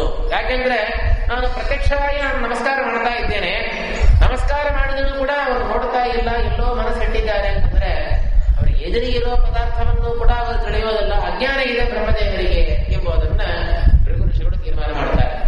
ಅಜ್ಞಾನ ಇದ್ದ ಮೇಲೆ ಅವ್ರು ಹೇಗೆ ಸರ್ವೋತ್ತಮರಾಗಿ ಆಗಲಿಕ್ಕೆ ಸಾಧ್ಯ? ಯದ್ಯಪಿ ಬ್ರಹ್ಮದೇವರಿಗೆ ಆಲೋಚನೆ ಸರ್ವ ವಿಷಯ ಜ್ಞಾನ ಇದೆ. ಬ್ರಹ್ಮದೇವರ ಜ್ಞಾನದ ಬಗ್ಗೆ ಶಾಸ್ತ್ರದಲ್ಲಿ ಶ್ರೀಮದಾಚಾರ್ಯರು ಎಲ್ಲಾ ಋಷಿಯೋಗಿಗಳ ಜ್ಞಾನವನ್ನು ಕೂಡ ವಿಸ್ತಾರವಾಗಿ ನಿರೂಪಣೆಯನ್ನು ಮಾಡ್ತಾರೆ. ಋಷಿಗಳ ಜ್ಞಾನ, ಋಷಿಯೋಗಿಗಳ ಜ್ಞಾನ, ವಾಯುದೇವರ ಜ್ಞಾನ, ಬ್ರಹ್ಮದೇವರ ಜ್ಞಾನ, ಅವರ ಜ್ಞಾನ ಹೇಗಿದೆ? ಸ್ವರೂಪ ಜ್ಞಾನ ಒಂದು, ವೃತ್ತಿ ಜ್ಞಾನ ಒಂದು, ಮೊದಲೇ 2 ಜ್ಞಾನ ಇದೆ. ಎಲ್ಲಾ ಜೀವರಿಗೂ ಕೂಡ ಇದು ಉಂಟು. ಸಂಸಾರದಲ್ಲಿರ್ತಕ್ಕಂತಹ ಎಲ್ಲಾ ಜೀವರಿಗೂ ಕೂಡ 2 ತರಹ ಜ್ಞಾನ ಇದೆ. ಒಂದು ಸ್ವರೂಪ ಜ್ಞಾನ, ಅದನ್ನೇ ಸಾಕ್ಷಿ ಎಂದು ಕರೀತಾರೆ. ಇನ್ನೊಂದು ಜಡವಾದ ಮನಸ್ಸಿನ ಪರಿಣಾಮ ರೂಪವಾದ ಇನ್ನೊಂದು ಜ್ಞಾನ. ನಮಗಾಗ್ತಕ್ಕಂತಹ ಸುಖ ದುಃಖಾದಿಗಳನ್ನು ನಾವು ತಿಳಿಯೋದು ಸ್ವರೂಪ ಜ್ಞಾನದಿಂದ, ಹೊರಗಿನ ಪದಾರ್ಥಗಳನ್ನು ನಾವು ತಿಳಿಯೋದು ಬಾಹ್ಯ ಜ್ಞಾನದಿಂದ, ಮನಸ್ಸಿನ ಪರಿಣಾಮ ರೂಪವಾಗತಕ್ಕಂತಹ ಜ್ಞಾನದಿಂದ. ಈ 2 ಜ್ಞಾನಗಳ ಮಧ್ಯದಲ್ಲಿ ಸಜ್ಜೀವರು ಅಂತ ಯಾರಿದ್ದಾರೋ ಆ ಸಜ್ಜೀವರಿಗೆ ಸ್ವರೂಪ ಜ್ಞಾನ ಯಾವಾಗಲೂ ಯಥಾರ್ಥವಾಗಿಯೇ ಇರ್ತದೆ. ಅದು ಎಂದೆಂದಿಗೂ ಕೂಡ ಮಿಥ್ಯಾ ಜ್ಞಾನ ಸ್ವರೂಪದಲ್ಲಿ ಬರೋದೇ ಇಲ್ಲ ಸಜ್ಜೀವರಿಗೆ. ಆದರೆ ಈ ಬಾಹ್ಯ ಜ್ಞಾನ ಇದೆಯಲ್ಲ, ಮನಸ್ಸಿನ ಪರಿಣಾಮ ರೂಪವಾಗತಕ್ಕಂತಹ ಜ್ಞಾನ, ಯಥಾರ್ಥ ಜ್ಞಾನವೂ ಬರಬಹುದು, ಅಯಥಾರ್ಥ ಜ್ಞಾನವೂ ಬರಬಹುದು. ಸರಿಯಾದ ತಿಳುವಳಿಕೆಯೂ ಬರ್ತದೆ, ತಪ್ಪಾದ ತಿಳುವಳಿಕೆಯೂ ಕೂಡ ಬರ್ತಾ ಇದೆ. ಇದು ಸಾಮಾನ್ಯವಾಗಿ ಎಲ್ಲ ಜೀವರಿಗೂ ಇರತಕ್ಕಂತಹ ಒಂದು ರೀತಿ. ಆದರೆ ಬ್ರಹ್ಮದೇವರಿಗೆ ಹೇಗೆ ಅಂತಂದ್ರೆ ಅವರಿಗೆ ಹಾಗೆ ಸ್ವರೂಪ ಜ್ಞಾನ ನಿತ್ಯದಲ್ಲಿ ಹಾಗೆ ಯಥಾರ್ಥವೋ ಹಾಗೆ ಅವರ ವೃತ್ತಿ ಜ್ಞಾನವೂ ಕೂಡ, ಮನಸ್ಸಿನ ಪರಿಣಾಮ ರೂಪವಾದ ಜ್ಞಾನವೂ ಕೂಡ ಯಾವಾಗಲೂ ಯಥಾರ್ಥ. ಎಂದೆಂದಿಗೂ ಕೂಡ ಬ್ರಹ್ಮದೇವರಿಗೆ ಮಿಥ್ಯಾ ಜ್ಞಾನ, ವಿಪರೀತವಾದ ಜ್ಞಾನ ಎಂಬುದು ಇಲ್ಲವೇ ಇಲ್ಲ. ಬ್ರಹ್ಮದೇವ ವಿಪರೀತವಾಗಿ ಆಗುವುದಿಲ್ಲ. ಬ್ರಹ್ಮದೇವರ ಮಾತು ಕೂಡ ಎಂದೆಂದಿಗೂ ಕೂಡ ಅಸತ್ಯವಾಗಿ ಆಗುವುದಿಲ್ಲ. ದುಷ್ಟರ ವಿಷಯದಲ್ಲಿ ಒಂದೊಂದು ಸಾರ್ತಿ ವಾಯುದೇವರು ಪರಮಾತ್ಮನು ಕೂಡ ಅದನ್ನು ಅಸತ್ಯವಾಗಿ ಮಾಡ್ತಾರೆ. ಆದರೆ ಬ್ರಹ್ಮದೇವರು ಸುಳ್ಳು ಹೇಳುವುದು ಎಂಬುದು ಸರ್ವಥಾ ಇಲ್ಲವೇ ಇಲ್ಲ. ಅದನ್ನು ಬ್ರಹ್ಮದೇವರೇ ಸ್ವಯಂ ಹೇಳ್ಕೊಂತಾರೆ. ನಮೇ ಋಷಿಕರಣೆ ಪತಂತ್ಯ ಸತ್ಪತೆ ನಭಾರತೀಮೆಂಗ ವೃಷೋಪಲಕ್ಷ್ಯತೆ. ನನ್ನ ಇಂದ್ರಿಯಗಳು ಯಾವಾಗಲೂ ಕೂಡ ದುಷ್ಟ ಮಾರ್ಗದಲ್ಲಿ ಹೋಗುವುದಿಲ್ಲ. ನನ್ನ ವಾಗೇಂದ್ರಿಯ ಎಂದೆಂದಿಗೂ ಕೂಡ ಸುಳ್ಳನ್ನು ಹೇಳುವುದಿಲ್ಲ. ಯಾಕೆಂದ್ರೆ ಎನ್ಮೇ ಹೃದ ಉತ್ಕಂಠೆ ವದ ಧೃತೋಹರಿ. ಅದರ ಕಾರಣವನ್ನು ಬ್ರಹ್ಮದೇವರೇ ಹೇಳ್ತಾರೆ. ಸದಾ ಪರಮಾತ್ಮನ ಮನಸ್ಸನ್ನು ನಾನು ಧಾರಣ ಮಾಡಿದ್ದರಿಂದ, ಎಲ್ಲಾ ಅಧಿಕಾರಿಗಳಿಗಿಂತ ಹೆಚ್ಚಾದ ಭಕ್ತಿಯನ್ನು ನಾನು ಮಾಡೋದರಿಂದ ನನಗೆ ಮಿಥ್ಯಾ ಜ್ಞಾನ ಇಲ್ಲ, ದುರ್ಮಾರ್ಗದಲ್ಲೇ ನನ್ನ ಇಂದ್ರಿಯಗಳು ಹೋಗೋದಿಲ್ಲ, ನನ್ನ ಮಾತು ಅಸತ್ಯವಾಗಿ ಆಗುವುದಿಲ್ಲ, ಸತ್ಯವಾಗಿ ಆಗುತ್ತದೆ. ಅಷ್ಟೊಂದು ಬ್ರಹ್ಮದೇವರ ಮಹಿಮಾಗಿದೆ. ಬ್ರಹ್ಮದೇವರಾಗಲಿ ವಾಯುದೇವರಾಗಲಿ ಎಲ್ಲ ಋಜುಗಳಿಗೂ ಕೂಡ ಅವರ ಅವತಾರ ಕಾಲಗಳಲ್ಲಿಯೂ ಕೂಡ ಅವರಿಗೆ ಮಿಥ್ಯಾ ಜ್ಞಾನ ಇಲ್ಲ, ಅವರಿಗೆ ದುಃಖ ಇಲ್ಲ. ದುಃಖ ಪ್ರಾರಬ್ಧ ಎಂಬುದೇ ಇದೆ. ಪ್ರಾರಬ್ಧ ಕರ್ಮವನ್ನು ಭೋಗ ಮಾಡ್ತಾ ಇದ್ದಾರೆ. ಅಪರೋಕ್ಷ ಜ್ಞಾನ ನಂತರದಲ್ಲಿ ಜೀವನ್ಮುಕ್ತಿ ದಶಾದಲ್ಲೇ ಅವರಿದ್ದಾರೆ. ಇನ್ನೂ ಮೋಕ್ಷಕ್ಕೆ ಹೋಗಿಲ್ಲ. ಸಂಸಾರದಲ್ಲೇ ಇದ್ದರೂ ಕೂಡ ಎಲ್ಲಷ್ಟೂ ಕೂಡ ದುಃಖವನ್ನು ಅವರು ಅನುಭವಿಸೋದಿಲ್ಲ. ಸ್ವಲ್ಪವೂ ಕೂಡ ಅವರಿಗೆ ಮಿಥ್ಯಾ ಜ್ಞಾನ ಇಲ್ಲ. ಆದರೆ ಒಂದೊಂದು ಸಂದರ್ಭದಲ್ಲಿ ಮಾತ್ರ ಅವರಿಗೂ ಕೂಡ ಅಜ್ಞಾನ ಮತ್ತು ಭಯ, ಅದನ್ನು ಶಾಸ್ತ್ರದಲ್ಲಿ ಹೇಳಿದ್ದಾರೆ. ಅಜ್ಞಾನಂತೂ ಚತುರ್ವಾರಂ ದ್ವಿವಾರಂ ಭಯಮೇವ ಚ. ಒಂದೊಂದು ಸಾರ್ತಿ ಬ್ರಹ್ಮದೇವರು ಅಜ್ಞಾನ ಇಲ್ಲದೆ ಇದ್ರೂ ಕೂಡ ಅಜ್ಞಾನ ಇರುವಂತೆ ತೋರಿಸ್ತಾರೆ. ಏನೂ ಗೊತ್ತಾಗದೆ ಇರುವಂತೆ ಪ್ರಶ್ನೆಗಳನ್ನು ಮಾಡುತ್ತಾರೆ. ಅಥವಾ ಕೇಳಿದ ಪ್ರಶ್ನೆಗಳಿಗೆ ಉತ್ತರವನ್ನು ಕೊಡುವುದಿಲ್ಲ. ಇತಿಹಾಸದಲ್ಲಿ ಅಲ್ಲೇ ನಾವು ಕೇಳುತ್ತೇವೆ. ಸನಕಾದಿಗಳೆಲ್ಲ ಹೋಗಿ 11ನೇ ಸ್ಕಂದದಲ್ಲಿ ಭಾಗವತದಲ್ಲಿ ಹೇಳ್ತಾರೆ. ಸನಕಾದಿ ಯೋಗಿಗಳೆಲ್ಲ ಹೋಗಿ ಬ್ರಹ್ಮದೇವರ ನಮಸ್ಕಾರ ಮಾಡಿ ಪ್ರಶ್ನವನ್ನು ಕೇಳ್ತಾರೆ. ಇಂದ್ರಿಯಗಳಿಗೆಲ್ಲ ಸ್ವಾಮಿ ಯಾರು? ಸುಲಭವಾದ ಉತ್ತರ ದೇವರೇ ಅಂತ ಉತ್ತರ ಕೊಡಬಹುದಾಗಿತ್ತು ಬ್ರಹ್ಮದೇವರು. ಆಗ ಬ್ರಹ್ಮದೇವರು ಉತ್ತರವೇ ಕೊಟ್ಟಿಲ್ಲ, ಮೌನವಾಗಿ ಕೊಟ್ಟಿದ್ದಾರೆ. ಏನೋ ಪ್ರಶ್ನಕ್ಕೆ ಬದಲೇ ಗೊತ್ತಾಗದೇ ಇರುವಂತೆ. ಸಾಮಾನ್ಯ ನಾವು ಕಾಣ್ತೇವಲ್ಲ, ಯಾರಾದ್ರೂ ಪ್ರಶ್ನೆ ಕೇಳಿದ್ರೆ ನಾವು ಸುಮ್ಮನೆ ಕೂತ್ಬಿಡ್ತೇವೆ, ನಾವು ಉತ್ತರ ಹೇಳಿದ್ರೆ ನಮಗೆ ಬರುವುದಿಲ್ಲ, ಉತ್ತರ ಗೊತ್ತಿಲ್ಲ. ಹಾಗೆ ಬ್ರಹ್ಮದೇವರು ಕೂಡ ಉತ್ತರ ಗೊತ್ತಾಗದೇ ಇರುವಂತೆ ಸುಮ್ಮನೆ ಕೂತಿರ್ತಾರೆ. ಅವರಿಗೆ ಅಜ್ಞಾನ ಇಲ್ಲ, ಉತ್ತರದ ಜ್ಞಾನ ಇದೆ. ಅಜ್ಞಾನ ಇಲ್ಲದೇ ಇದ್ದರೂ ಕೂಡ ಈ ಪ್ರಶ್ನಕ್ಕೆ ಉತ್ತರವನ್ನ ಪರಮಾತ್ಮನೇ ಕೊಡಬೇಕು ಅಂತ ಪರಮಾತ್ಮನ ಸಂಕಲ್ಪವನ್ನು ತಿಳಿದು ಬ್ರಹ್ಮದೇವರು ಸುಮ್ಮಗಿರ್ತಾರೆ. ಆವಾಗ ಹಂಸರೂಪಿಯಾಗ್ತಕ್ಕಂತಹ ಪರಮಾತ್ಮ ಹಂಸಪಕ್ಷಿಯ ರೂಪದಲ್ಲಿ ಪರಮಾತ್ಮ ಹಾರಿ ಬರ್ತಾನೆ. ಬ್ರಹ್ಮದೇವರಿಗೆ ಎದ್ದು ಸಾಷ್ಟಾಂಗ ನಮಸ್ಕಾರ ಮಾಡ್ತಾರೆ. ಸನಕಾದಿಗಳು ಕೇಳಿದರು, ಯಾರು ನೀವು ಅಂತ ಹೇಳಿ. ಪರಮಾತ್ಮ ಮೊದಲಿನ ಪ್ರಶ್ನವೇ ತಪ್ಪು ಅಂತ ಹೇಳ್ತಾನೆ. ಬ್ರಹ್ಮದೇವರು ಎದ್ದು ನಮಸ್ಕಾರ ಮಾಡ್ತಾ ಇದ್ದಾರೆ, ನಾನು ಯಾರಾಗಿರಬೇಕು? ಬ್ರಹ್ಮದೇವರು ಯಾರಿಗೆ ನಮಸ್ಕಾರವನ್ನು ಮಾಡೋರು? ಪರಮಾತ್ಮನನ್ನು ಬಿಟ್ರೆ. ಅನಂತರದಲ್ಲಿ ಸನಕಾದಿಗಳ ಪ್ರಶ್ನಕ್ಕೆ ಪರಮಾತ್ಮ ಹಂಸರೂಪಿಯಾದ ಪರಮಾತ್ಮ ಉತ್ತರವನ್ನು ಕೊಡ್ತಾನೆ. ಯಾಕೆಂದ್ರೆ ಈ ಸಂದರ್ಭದಲ್ಲಿ ಬ್ರಹ್ಮದೇವರಿಗೆ ಅಜ್ಞಾನ ಇಲ್ಲ. ಅಜ್ಞಾನ ಇಲ್ಲದೇ ಇದ್ರೂ ಕೂಡ ಪರಮಾತ್ಮ ಉತ್ತರ ಹೇಳಬೇಕು ಅಂತ ನಮ್ಮ ಉದ್ದೇಶದಿಂದ ಅಜ್ಞಾನವನ್ನು ಪ್ರದರ್ಶನ ಮಾಡ್ತಾರೆ. ಅಥವಾ ಏನೂ ಗೊತ್ತಾಗದೇ ಇರುವಂತೆ ಪರಮಾತ್ಮನಲ್ಲಿ ಪ್ರಶ್ನವನ್ನು ಕೇಳ್ತಾರೆ. ಪರಮಾತ್ಮ ಪಾಠ ಹೇಳೋ ಕಾಲಕ್ಕೆ ಪರಮಾತ್ಮನ ಪ್ರೀತಿಗೋಸ್ಕರ ಅಜ್ಞಾನವನ್ನು ತೋರಿಸ್ತಾರೆ. ದೇವರಿಗೆ ಅತ್ಯಂತ ಪ್ರೀತಿ ಆಗ್ತದೆ. ಎಲ್ಲ ಗೊತ್ತಿದ್ರೂ ಕೂಡ ಏನೂ ಗೊತ್ತಾಗದೇ ಇರುವಂತೆ ಪ್ರಶ್ನೆ ಕೇಳ್ತಾನಲ್ಲ, ಅದು ಸಂತೋಷ ಆಗ್ತದೆ. ಕೋಪ ಬರುವುದಿಲ್ಲ ಪರಮಾತ್ಮನಿಗೆ. ನಮಗೆ ಸಾಮಾನ್ಯವಾಗಿ ನಮ್ಮ ಅನುಭವ ಇದೆಯಲ್ಲ, ಕೆಲವರೆಲ್ಲ ತಿಳಿದವರೇ ಇರ್ತಾರೆ, ಗೊತ್ತಿದ್ದವರೇ. ಗೊತ್ತಿದ್ರೂ ಕೂಡ ಅವರೇನ್ ಮಾಡ್ತಾರೆ? ಗೊತ್ತಾಗದೇ ಇರುವಂತೆ ಅವರು ಪ್ರಶ್ನವನ್ನು ಕೇಳ್ತಾರೆ. ಅವರು ಪ್ರಶ್ನೆ ಕೇಳೋದು ನಮ್ಮನ್ನ ಪರೀಕ್ಷೆ ಮಾಡೋದಕ್ಕೋಸ್ಕರ ಅಲ್ಲ. ಪರೀಕ್ಷೆ ಮಾಡಲಿಕ್ಕೆ ಪ್ರಶ್ನೆ ಮಾಡಿದರೆ ಅದು ಬೇರೆ. ಆದರೆ ಅವರು ವಿನಯವನ್ನು ತೋರಿಸೋದಕ್ಕೋಸ್ಕರ ಗೊತ್ತಿದ್ದರೂ ಕೂಡ ಗೊತ್ತಾಗದೇ ಇರುವಂತೆ ಅವರು ಪ್ರಶ್ನವನ್ನು ಕೇಳಿದರೆ ಉತ್ತರ ಹೇಳೋವರಿಗೆ ಒಂದು ಸಂತೋಷ ಆಗ್ತದೆ. ಅದು ಪರಮಾತ್ಮನ ಪ್ರೀತಿಗೋಸ್ಕರ ಮತ್ತು ವಿಶೇಷವಾಗಿ ಪುಣ್ಯವನ್ನು ಪಡೆಯುವುದಕ್ಕೋಸ್ಕರ ಬ್ರಹ್ಮದೇವರು ಪರಮಾತ್ಮನಲ್ಲೇ ಪಾಠ ಓದ್ತಾರೆ. ಎಲ್ಲ ಗೊತ್ತಿದ್ದರೂ ಕೂಡ ಮತ್ತೆ ಮತ್ತೆ ಅವರು ಓದ್ತಾ ಇರ್ತಾರೆ. ಪಾಠ ಹೇಳೋ ಕಾಲಕ್ಕೆ ಏನೋ ಪ್ರಶ್ನೆಗಳನ್ನು ಮಾಡ್ತಾರೆ, ಪರಮಾತ್ಮ ಉತ್ತರವನ್ನು ಕೊಡ್ತಾನೆ, ಅಜ್ಞಾನವನ್ನು ಪ್ರದರ್ಶನ ಮಾಡ್ತಾರೆ. ಹೀಗೆ ಕೆಲವೊಂದು ಸಂದರ್ಭದಲ್ಲಿ ಇಲ್ಲದೇ ಇರೋ ಅಜ್ಞಾನವನ್ನು ಅವರು ತೋರಿಸ್ತಾರೆ. ಒಂದೊಂದು ಸಂದರ್ಭದಲ್ಲಿ ಒಂದು ಕ್ಷಣಕಾಲ ಮಾತ್ರ ಅವರಿಗೆ ಅಜ್ಞಾನ ಇರ್ತದೆ. ಮತ್ತು ಒಂದೊಂದು ಸಂದರ್ಭದಲ್ಲಿ ಅವರು ಭಯವೂ ಪಟ್ಟಿದ್ದಾರೆ. ದ್ವಿವಾರಂ ಭಯಮೇವ ಚ ಆಚಾರ್ಯ ತಾತ್ಪರ್ಯದಲ್ಲಿ ಹೇಳ್ತಾರೆ. 2 ಸಾರ್ತಿ ಬ್ರಹ್ಮದೇವರು ಭಯಪಟ್ಟಿದ್ದಾರೆ. ಅವರಿಗೂ ಭಯ ಆಗಿದೆ. ಯಾವಾಗ ಪರಮಾತ್ಮ ಬ್ರಹ್ಮದೇವರನ್ನು ಸೃಷ್ಟಿ ಮಾಡಿದ, ಬೃಹದಾರಣ್ಯ ಉಪನಿಷತ್ತಿನಲ್ಲೇ ಹೇಳ್ತಾರೆ, ಪರಮಾತ್ಮ ಮೊದಲು ಬ್ರಹ್ಮದೇವರನ್ನು ಸೃಷ್ಟಿ ಮಾಡಿದ. ಸಂವತ್ಸರ ಅಂತ ಬ್ರಹ್ಮದೇವರೇ ಹೆಸರು. ಸೃಷ್ಟಿ ಮಾಡಿದ ಕೂಡಲೇ ಏನ್ ಮಾಡಿದ? ಆ ಬ್ರಹ್ಮದೇವರನ್ನೇ ತಿನ್ಲಿಕ್ಕೆ ಹೋಗ್ತಾನೆ. ಯಾಕೆಂದ್ರೆ ಸೃಷ್ಟಿ ಮಾಡೋದು ಎದಕ್ಕೋಸ್ಕರ? ತಿನ್ನೋದಕ್ಕೋಸ್ಕರ ಅಷ್ಟೇ. ಅನ್ನ ಮಾಡ್ತೇವೆ, ಹುಳಿ ಮಾಡ್ತೇವೆ, ಸಾರು ಮಾಡ್ತೇವೆ, ಎಲ್ಲ ಮಾಡೋದು ಎದಕ್ಕೋಸ್ಕರ?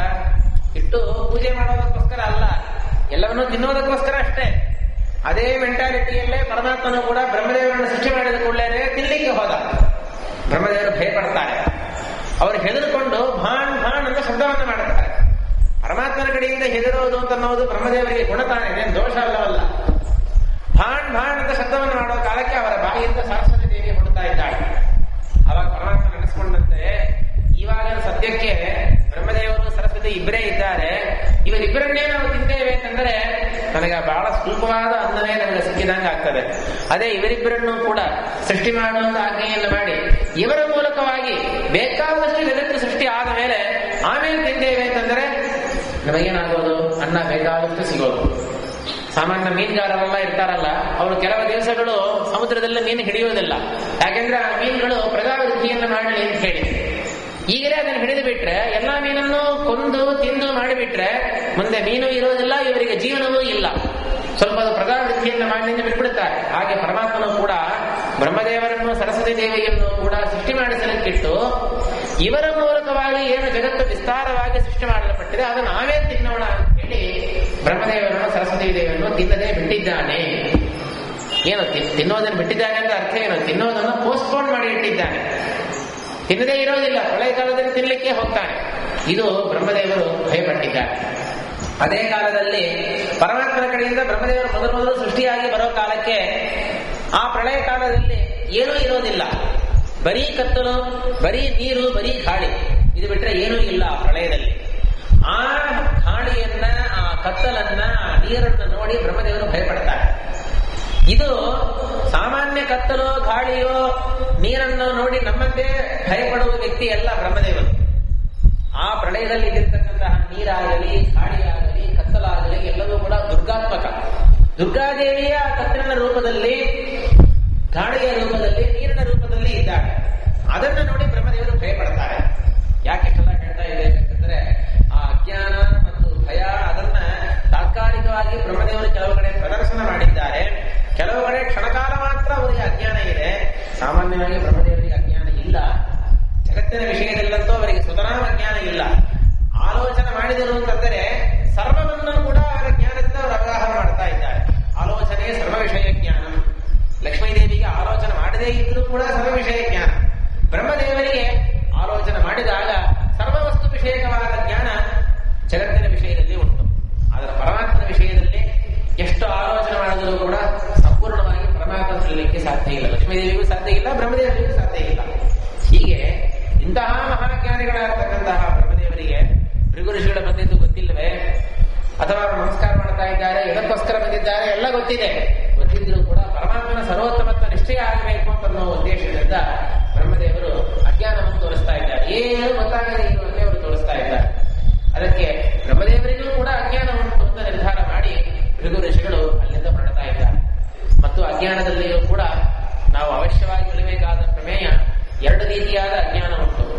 ಭಾವರೂಪವಾದ ಅಜ್ಞಾನ ಒಂದು, ಇನ್ನೊಂದು ಅಭಾವರೂಪವಾದ ಅಜ್ಞಾನ ಒಂದು ಅಂತ ಎರಡಿದೆ. ಇದನ್ನ ಸುಲಭವಾಗಿ ಅರ್ಥ ಮಾಡ್ಕೊಬೇಕಾಗಿದ್ರೆ ನೋಡ್ರಿ, ದುಃಖ ಎಂಬುದು ಬೇರೆ, ಸುಖ ಇಲ್ಲ ಎಂಬುದು ಬೇರೆ. ಸುಖ ಇಲ್ಲ ಅಂತಂದ್ರೆ ಯಾರಾದ್ರೂ ಹೇಳ್ತಾರೆ, ಏನ್ರಿ ಸುಖವಾಗಿದ್ದೀರಾ ಅಂತ ಕೇಳಿದ್ರೆ ಏನ್ ಸುಖವಾಗಿದ್ದೇವೆ ಏನಿಲ್ಲ ಅಂತ. ಇದು ಸುಖ ಇಲ್ಲ ಎಂಬುವ ಶಬ್ದಕ್ಕೆ ಅರ್ಥ ಬೇರೆ, ನಾನು ದುಃಖ ಪಡ್ತಾ ಇದ್ದೇನೆ ಎಂಬುದರ ಅರ್ಥ ಬೇರೆ. ನಾವು ನಿದ್ರೆಯಲ್ಲಿ ಇರೋ ಕಾಲಕ್ಕೆ ಅವತ್ತಿಗೆ ಏನೋ ಸುಖವೂ ಇಲ್ಲ, ದುಃಖವೂ ಇಲ್ಲ. ಸುಖ ಇಲ್ಲ ಅಂತ ಅನ್ನೋ ಮಾತ್ರಕ್ಕೆ ದುಃಖ ಪಡ್ತಾ ಇದ್ದೇವೆ ಅಂತ ಅರ್ಥ ಇಲ್ಲ.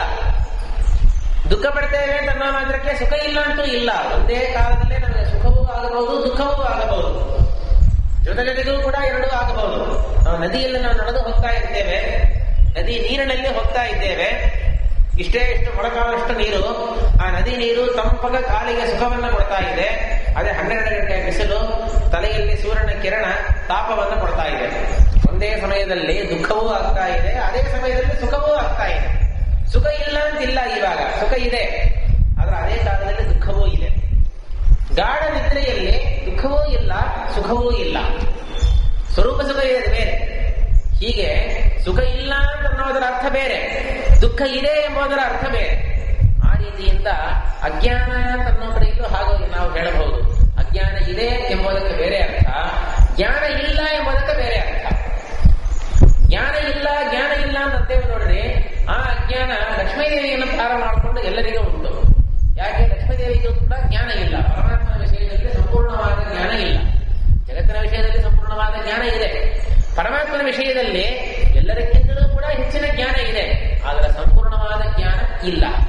ಆ ಜ್ಞಾನ ಇಲ್ಲ ಎನ್ನುವ ಅಜ್ಞಾನ ಲಕ್ಷ್ಮೀದೇವಿಗೂ ಉಂಟು, ಬ್ರಹ್ಮದೇವರಿಗೂ ಉಂಟು, ಮುಕ್ತರಿಗೂ ಉಂಟು. ಯಾರಿಗೂ ಬಿಟ್ಟದ್ದಿಲ್ಲ. ಪರಮಾತ್ಮ ಒಬ್ಬನಿಗೆ ಮಾತ್ರ ಆ ಜ್ಞಾನ ಇಲ್ಲ. ಎಲ್ಲಾ ವಿಷಯಕ ಜ್ಞಾನ, ತನ್ನ ವಿಷಯಕ ಜ್ಞಾನವೂ ಕೂಡ ಅವನಿಗೆ ಸಂಪೂರ್ಣವಾಗಿ ಇದೆ. ಅನಂತರ ಭಾವರೂಪ ಅಜ್ಞಾನ. ಭಾವರೂಪ ಅಜ್ಞಾನ ಎಂಬುದು ಬೇರೆ ಏನೂ ಇಲ್ಲ, ಪ್ರಕೃತಿ ಬದ್ಧ. ಅರ್ಥಾತ್ ಈ ಲಿಂಗದೇಹ ಇದೆಯಲ್ಲ, ಈ ಲಿಂಗದೇಹವನ್ನೇ ಅನೇಕ ಜನರು ಭಾವರೂಪ ಅಜ್ಞಾನ ಅಂತ ಕರೆಯೋದುಂಟು. ಜೀವ ಸ್ವರೂಪವನ್ನು ಆವರಿಸಿಕೊಂಡ ಲಿಂಗದೇಹ ಇದೆ, ಆ ಲಿಂಗದೇಹಕ್ಕೆ ಭಾವರೂಪ ಅಜ್ಞಾನ ಅನ್ನೋದು ಹೆಸರುಂಟು. ಇದು ನಮ್ಮ ಸ್ವರೂಪವನ್ನೇ ಆವರಣ ಮಾಡಿ ಜ್ಞಾನ ಬರೋದನ್ನು ಪ್ರತಿಬಂಧನ ಮಾಡ್ತಾ ಇದೆ. ನಮಗೇನಾದ್ರೂ ಅಪ್ಪಿತಪ್ಪಿ ಜ್ಞಾನ ಬರಲಿಕ್ಕೆ ಒಂದು ಚಾನ್ಸ್ ಇದ್ದರೂ ಕೂಡ ಆ ಜ್ಞಾನ ಬರದೆ ತಡಿತಕ್ಕಂತಹದ್ದು ಈ ಯಾವ ಲಿಂಗದೇಹ ಎನ್ನುವ ಅಥವಾ ಭಾವರೂಪ ಅಜ್ಞಾನ ಎನ್ನುವ ಒಂದು ಆವರಣ. ಒಂದು ಪದಾರ್ಥವನ್ನು ಇವಾಗ ಇಲ್ಲಿ ಡೆಸ್ಕ್ ಅನ್ನು ಇಟ್ಟಿದ್ದಾರೆ, ಇಲ್ಲಿ ಡೆಸ್ಕ್ ಇದೆ ಎಂಬ ಜ್ಞಾನ ಯಾರಿಗೂ ಆಗುವುದಿಲ್ಲ. ಡೆಸ್ಕ್ ಅನ್ನು ಯಾರು ನೋಡ್ಲಿಕ್ಕೆ ಆಗುವುದಿಲ್ಲ. ಯಾಕೆ ನೋಡ್ಲಿಕ್ಕೆ ಆಗುವುದಿಲ್ಲ? ಇದರ ಮೇಲೆ ಒಂದು ಆವರಣ ಹಾಕಿದ್ದಾರೆ, ಮೇಲೊಂದು ಮುಚ್ಚಿದ್ದಾರೆ. ಈ ಮುಚ್ಚಿದ ಪ್ರಯುಕ್ತವಾಗಿ ಇದರ ದರ್ಶನ, ಇದರ ಸಾಕ್ಷಾತ್ಕಾರ ನಮಗೆ ಆಗ್ತಾ ಇಲ್ಲ. ಹಾಗೆ ನಮ್ಮ ಸ್ವರೂಪದ ಸಾಕ್ಷಾತ್ಕಾರವೇ ನಮಗೆ ಆಗೋದಿಲ್ಲ. ಪರಮಾತ್ಮನ ಜ್ಞಾನ, ಪರಮಾತ್ಮ ಪಕ್ಕದಲ್ಲೇ ಇದ್ರೂ ಕೂಡ ಅವನ ಜ್ಞಾನ ನಮಗೆ ಆಗೋದಿಲ್ಲ. ಈ ಜ್ಞಾನ ಆಗೋದಿಲ್ಲ ಎಂಬುದರ ಮೂಲ ಕಾರಣ ನಮ್ಮ ಮೇಲಿರತಕ್ಕಂತಹ ಈ ಆವರಣ, ಈ ಭಾವರೂಪ ಅಜ್ಞಾನ ಎನ್ನುವ ಆವರಣ. ಈ ಭಾವರೂಪ ಅಜ್ಞಾನ ಎನ್ನುವ ಆವರಣದ ಮಹಿಮಾ ನೋಡ್ರಿ, ಅದರ ಪ್ರಭಾವ ನಮಗೆ ನಮ್ಮ ಜ್ಞಾನವೇ ಆಗೋದಿಲ್ಲ, ನಮಗೆ ಪರಮಾತ್ಮನ ಜ್ಞಾನವೂ ಕೂಡ ಆಗೋದಿಲ್ಲ. ಆದರೆ ಪರಮಾತ್ಮನಿಗೆ ನಮ್ಮ ಜ್ಞಾನ ಆಗ್ತಾ ಇದೆ, ನಮಗೆ ಪರಮಾತ್ಮನ ಜ್ಞಾನ ಆಗ್ತಾ ಇಲ್ಲ. ಇದು ನೀವೆಲ್ಲ ನೋಡ್ಬೋದಲ್ಲ, ಕಾರಲ್ಲಿಲ್ಲ ಗ್ಲಾಸ್ ಹಾಕಿರ್ತಾರೆ. ಆ ಗ್ಲಾಸ್ ಅಲ್ಲಿ ಇದ್ರೆ ಏನಾಗೋದು, ಒಳಗೆ ಕೂತವರಿಗೆ ಹೊರಗಿರೋದೆಲ್ಲ ಕಾಣಿಸ್ತಾ ಇರೋದು, ಅದು ಹೊರಗಿರೋವರಿಗೆ ಒಳಗಿರೋದು ಕಾಣಿಸ್ಲಾಗ. ಆತರ ಒಂದು ಸ್ಪೆಷಲ್ ಗ್ಲಾಸ್ ಇರ್ತದೆ. ಆ ರೀತಿಯಿಂದ ಈ ಆವರಣಗಳೆಲ್ಲ ಏನ್ ಮಾಡ್ತದೆ, ಪರಮಾತ್ಮ ನಮ್ಮನ್ನು ನೋಡೋದಕ್ಕೆ ತೊಂದರೆ ಮಾಡೋದಿಲ್ಲ, ಆದ್ರೆ ನಾವು ಪರಮಾತ್ಮನ ನೋಡೋದಕ್ಕೆ ಪ್ರತಿಬಂಧವನ್ನು ಮಾಡ್ತಾ ಇದೆ. ಇಂತಹ ಒಂದು ಭಾವರೂಪ ಅಜ್ಞಾನ, ಲಿಂಗ ದೇಹ, ಇದರ ಸಂಬಂಧ ಇರೋಣ ಇದೇ ಸಂಸಾರ. ಈ ಭಾವರೂಪ ಅಜ್ಞಾನ ಲಕ್ಷ್ಮೀದೇವಿಗೆ ಇಲ್ಲ, ಅವಳು ನಿತ್ಯ ಮುಕ್ತಳು. ಭಾವರೂಪ ಅಜ್ಞಾನ ಅವಳಿಗೆ ಇಲ್ಲವೇ ಇಲ್ಲ. ಆದ್ರೆ ಬ್ರಹ್ಮದೇವರನ್ನು ಪ್ರಾರಂಭ ಮಾಡಿಕೊಂಡು ಸಂಸಾರಿಗಳಾದ ಎಲ್ಲ ಜೀವರಿಗೂ ಕೂಡ ಭಾವರೂಪ ಅಜ್ಞಾನ ಉಂಟು. ಬ್ರಹ್ಮದೇವರು ವಾಯುದೇವರಿಗೂ ಕೂಡ ಭಾವರೂಪ ಅಜ್ಞಾನ ಇದೆ. ಆದ್ರೆ ಇದ್ರೂ ಕೂಡ ಅದು ದಗ್ಧ ಪಟಾಯಮಾನ ಅಂತ ಶಾಸ್ತ್ರದಲ್ಲಿ ಹೇಳ್ತಾರೆ.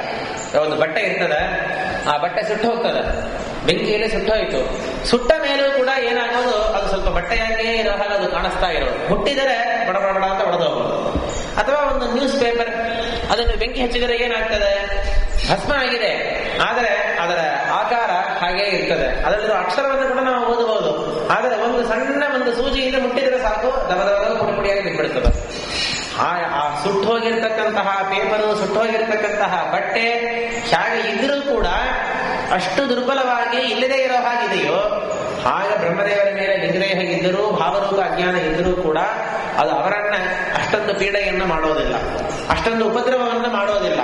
ಬ್ರಹ್ಮದೇವರ ಜ್ಞಾನವನ್ನು ಪ್ರತಿಬಂಧನ ಮಾಡುವಷ್ಟು ಸಾಮರ್ಥ್ಯ ಅದಕ್ಕೆ ಇಲ್ಲ. ಅದು ಇದ್ದರೂ ಕೂಡ ಇಲ್ಲದೇ ಇರುವಂತೆ ಲೆಕ್ಕದಲ್ಲಿ ಇದೆ.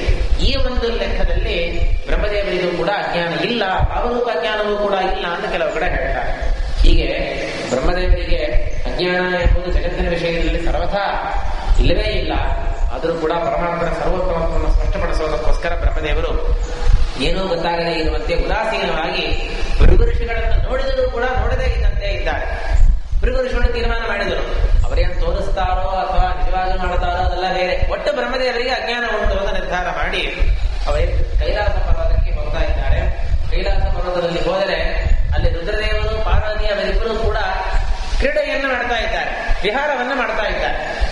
ಭೃಗು ಋಷಿಗಳು ಒಳಗೆ ಪ್ರವೇಶ ಮಾಡಿದ ಕೂಡಲೇನೆ ಪಾರ್ವತಿಗೆ ಬಹಳ ಲಜ್ಜೆ ಆಗ್ತಾ ಇದೆ. ಬೇರೆ ಗಂಡಸರು ಬಂದರಲ್ಲ ಅಂತ ಲಜ್ಜೆ ಆಗ್ತಾ ಇದೆ.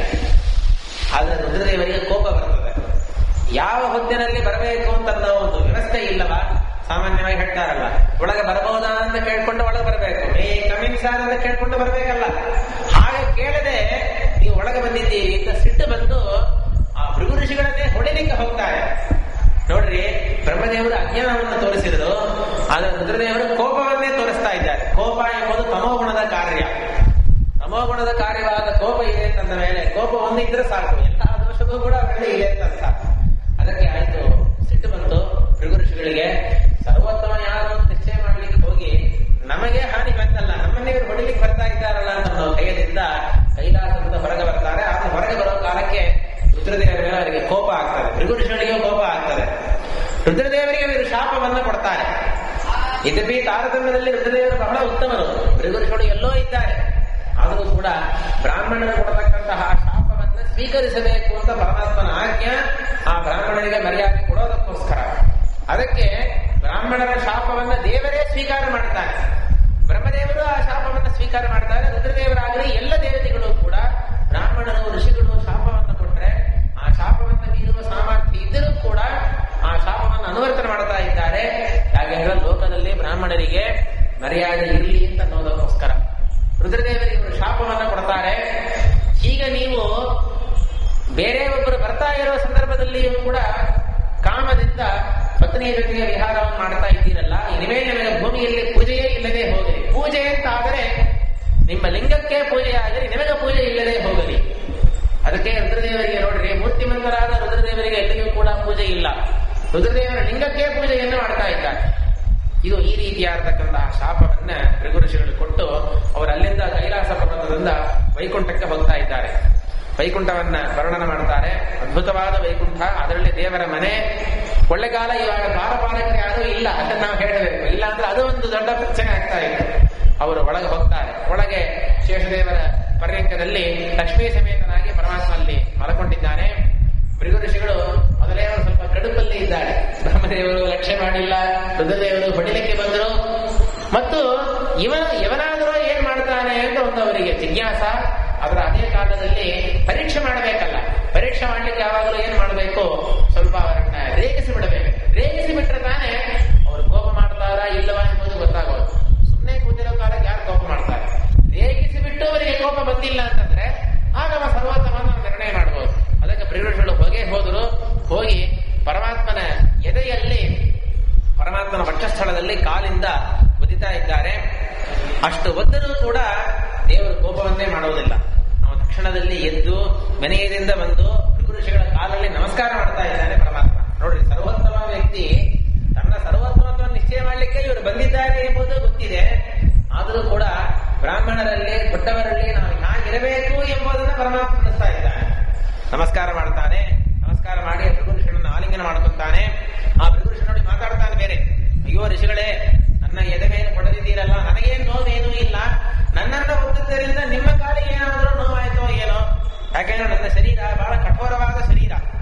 ಏನು ದೇವದಾನವರು ಯಾರು ಬಂದರೂ ಕೂಡ ನನ್ನ ಹೃದಯವನ್ನು ಭೇದನ ಮಾಡಲಿಕ್ಕೆ ಸಾಧ್ಯ ಇಲ್ಲ. ಇಂತಹ ಕಠೋರವಾದ ಹೃದಯದಲ್ಲಿ ನಿಮ್ಮ ಕೋಮಲವಾದ ಕಾಲಿಂದ ಒದ್ದಿದ್ದೀರಲ್ಲ, ನಿಮ್ಮ ಕಾಲಿಗೆ ಏನಾದರೂ ನೋವಾಯ್ತೋ ಏನೋ. ಅದಕ್ಕೆ ರುಕ್ಮಿಣೇಶ ವಿಜಯದಲ್ಲಿ ಹೇಳ್ತಾರಲ್ಲ, ರುಕ್ಮಿಣೇಶ ವಿಜಯದಲ್ಲಿ ಗೋಪಿಕಾ ಸ್ತ್ರೀ ಅವಳೊಬ್ಳು ಕೃಷ್ಣ ಸಣ್ಣ ಕೂಸು ಮಾತಾಡ್ಲಿಕ್ಕೆ ಬರ್ತಾ ಇತ್ತು. 1 ವರ್ಷ 2 ವರ್ಷ ಚಾಟು ಶ್ಲೋಕಗಳಿಂದ ಮಾತಾಡ್ತಾರೆ. ತನ್ನ ಎದೆಯ ಮೇಲೆ ಕೃಷ್ಣ ಕುಣಿತಾ ಇರ್ತಾನೆ, ಇವಳು ಮಲಗಿರ್ತಾಳೆ. ಆವಾಗ ಕೃಷ್ಣ ನೋಡಿ ಹೇಳ್ತಾಳೆ, ಏನಿದು ನಿನ್ನ ಕಾಲು ಇಷ್ಟು ಕೋಮಲವಾಗಿದೆಯಲ್ಲ? ಪರಮಾತ್ಮ ಹೌದು, ನನ್ನ ಕಾಲು ಬಹಳ ಕೋಮಲ ಅಲ್ಲ. ಹಾಗಾದ್ರೆ ಈ ಕಾಲು ತಾಕಿತಾನೆ ಬ್ರಹ್ಮಾಂಡ ಕರ್ಪರವೇ ಭೇದನ ಆಯ್ತಲ್ಲ ತ್ರಿವಿಕ್ರಮ ರೂಪದಲ್ಲಿ. ಇಷ್ಟು ಕಾಠಿಣ್ಯ ಹೇಗೆ ಬಂದು ನಿನ್ನ ಕಾಲಿಗೆ ಅಂತಂದ್ರೆ ಏನ್ ಮಾಡೋದು? ನಿನ್ನ ಕಠೋರವಾದ ಹೃದಯದಲ್ಲಿ ತಾಕಿ ತಾಕಿ ನನ್ನ ಕಾಲು ಕೂಡ ಕಠೋರವಾಗಿ ಆಗಿದೆ ಅಂತ ಹೇಳ್ತಾನೆ. ಆ ರೀತಿಯಲ್ಲಿ ದೇವರಲ್ಲಿ ಹೇಳ್ತಾನೆ ನೋಡ್ರಿ, ನನ್ನ ಹೃದಯ ಕಠೋರವಾದ ಗಟ್ಟಿಯಾದ ವಜ್ರಕ್ಕಿಂತಲೂ ದೃಢವಾದ ಹೃದಯ. ನಿಮ್ಮ ಕಾಲು ಬಹಳ ಕೋಮಲವಾದ ಕಾಲು. ಅದಕ್ಕೆ ನನ್ನ ಎದೆ ತಾಕಿ ನಿಮ್ಮ ಕಾಲಿಗೆ ಏನಾದರೂ ನೋವಾಯ್ತೋ ಏನೋ.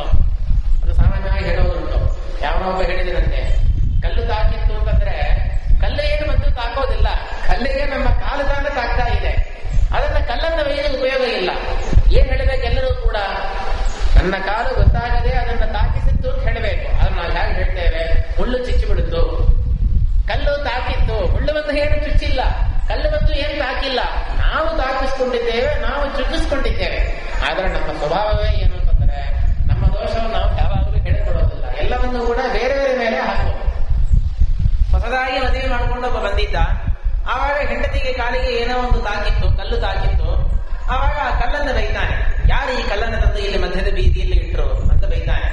ಅದೇ 2 ವರ್ಷ ತಾಳೆ ಬೀದಿಯಲ್ಲಿ ಹೋಗೋ ಕಾಲಕ್ಕೆ ಮತ್ತೆ ಯಥಾ ಪ್ರಕಾರ ಕಲ್ಲು ತಾಕಿತ್ತು. ಆವಾಗ ಹೆಂಡತಿಯಿಂದ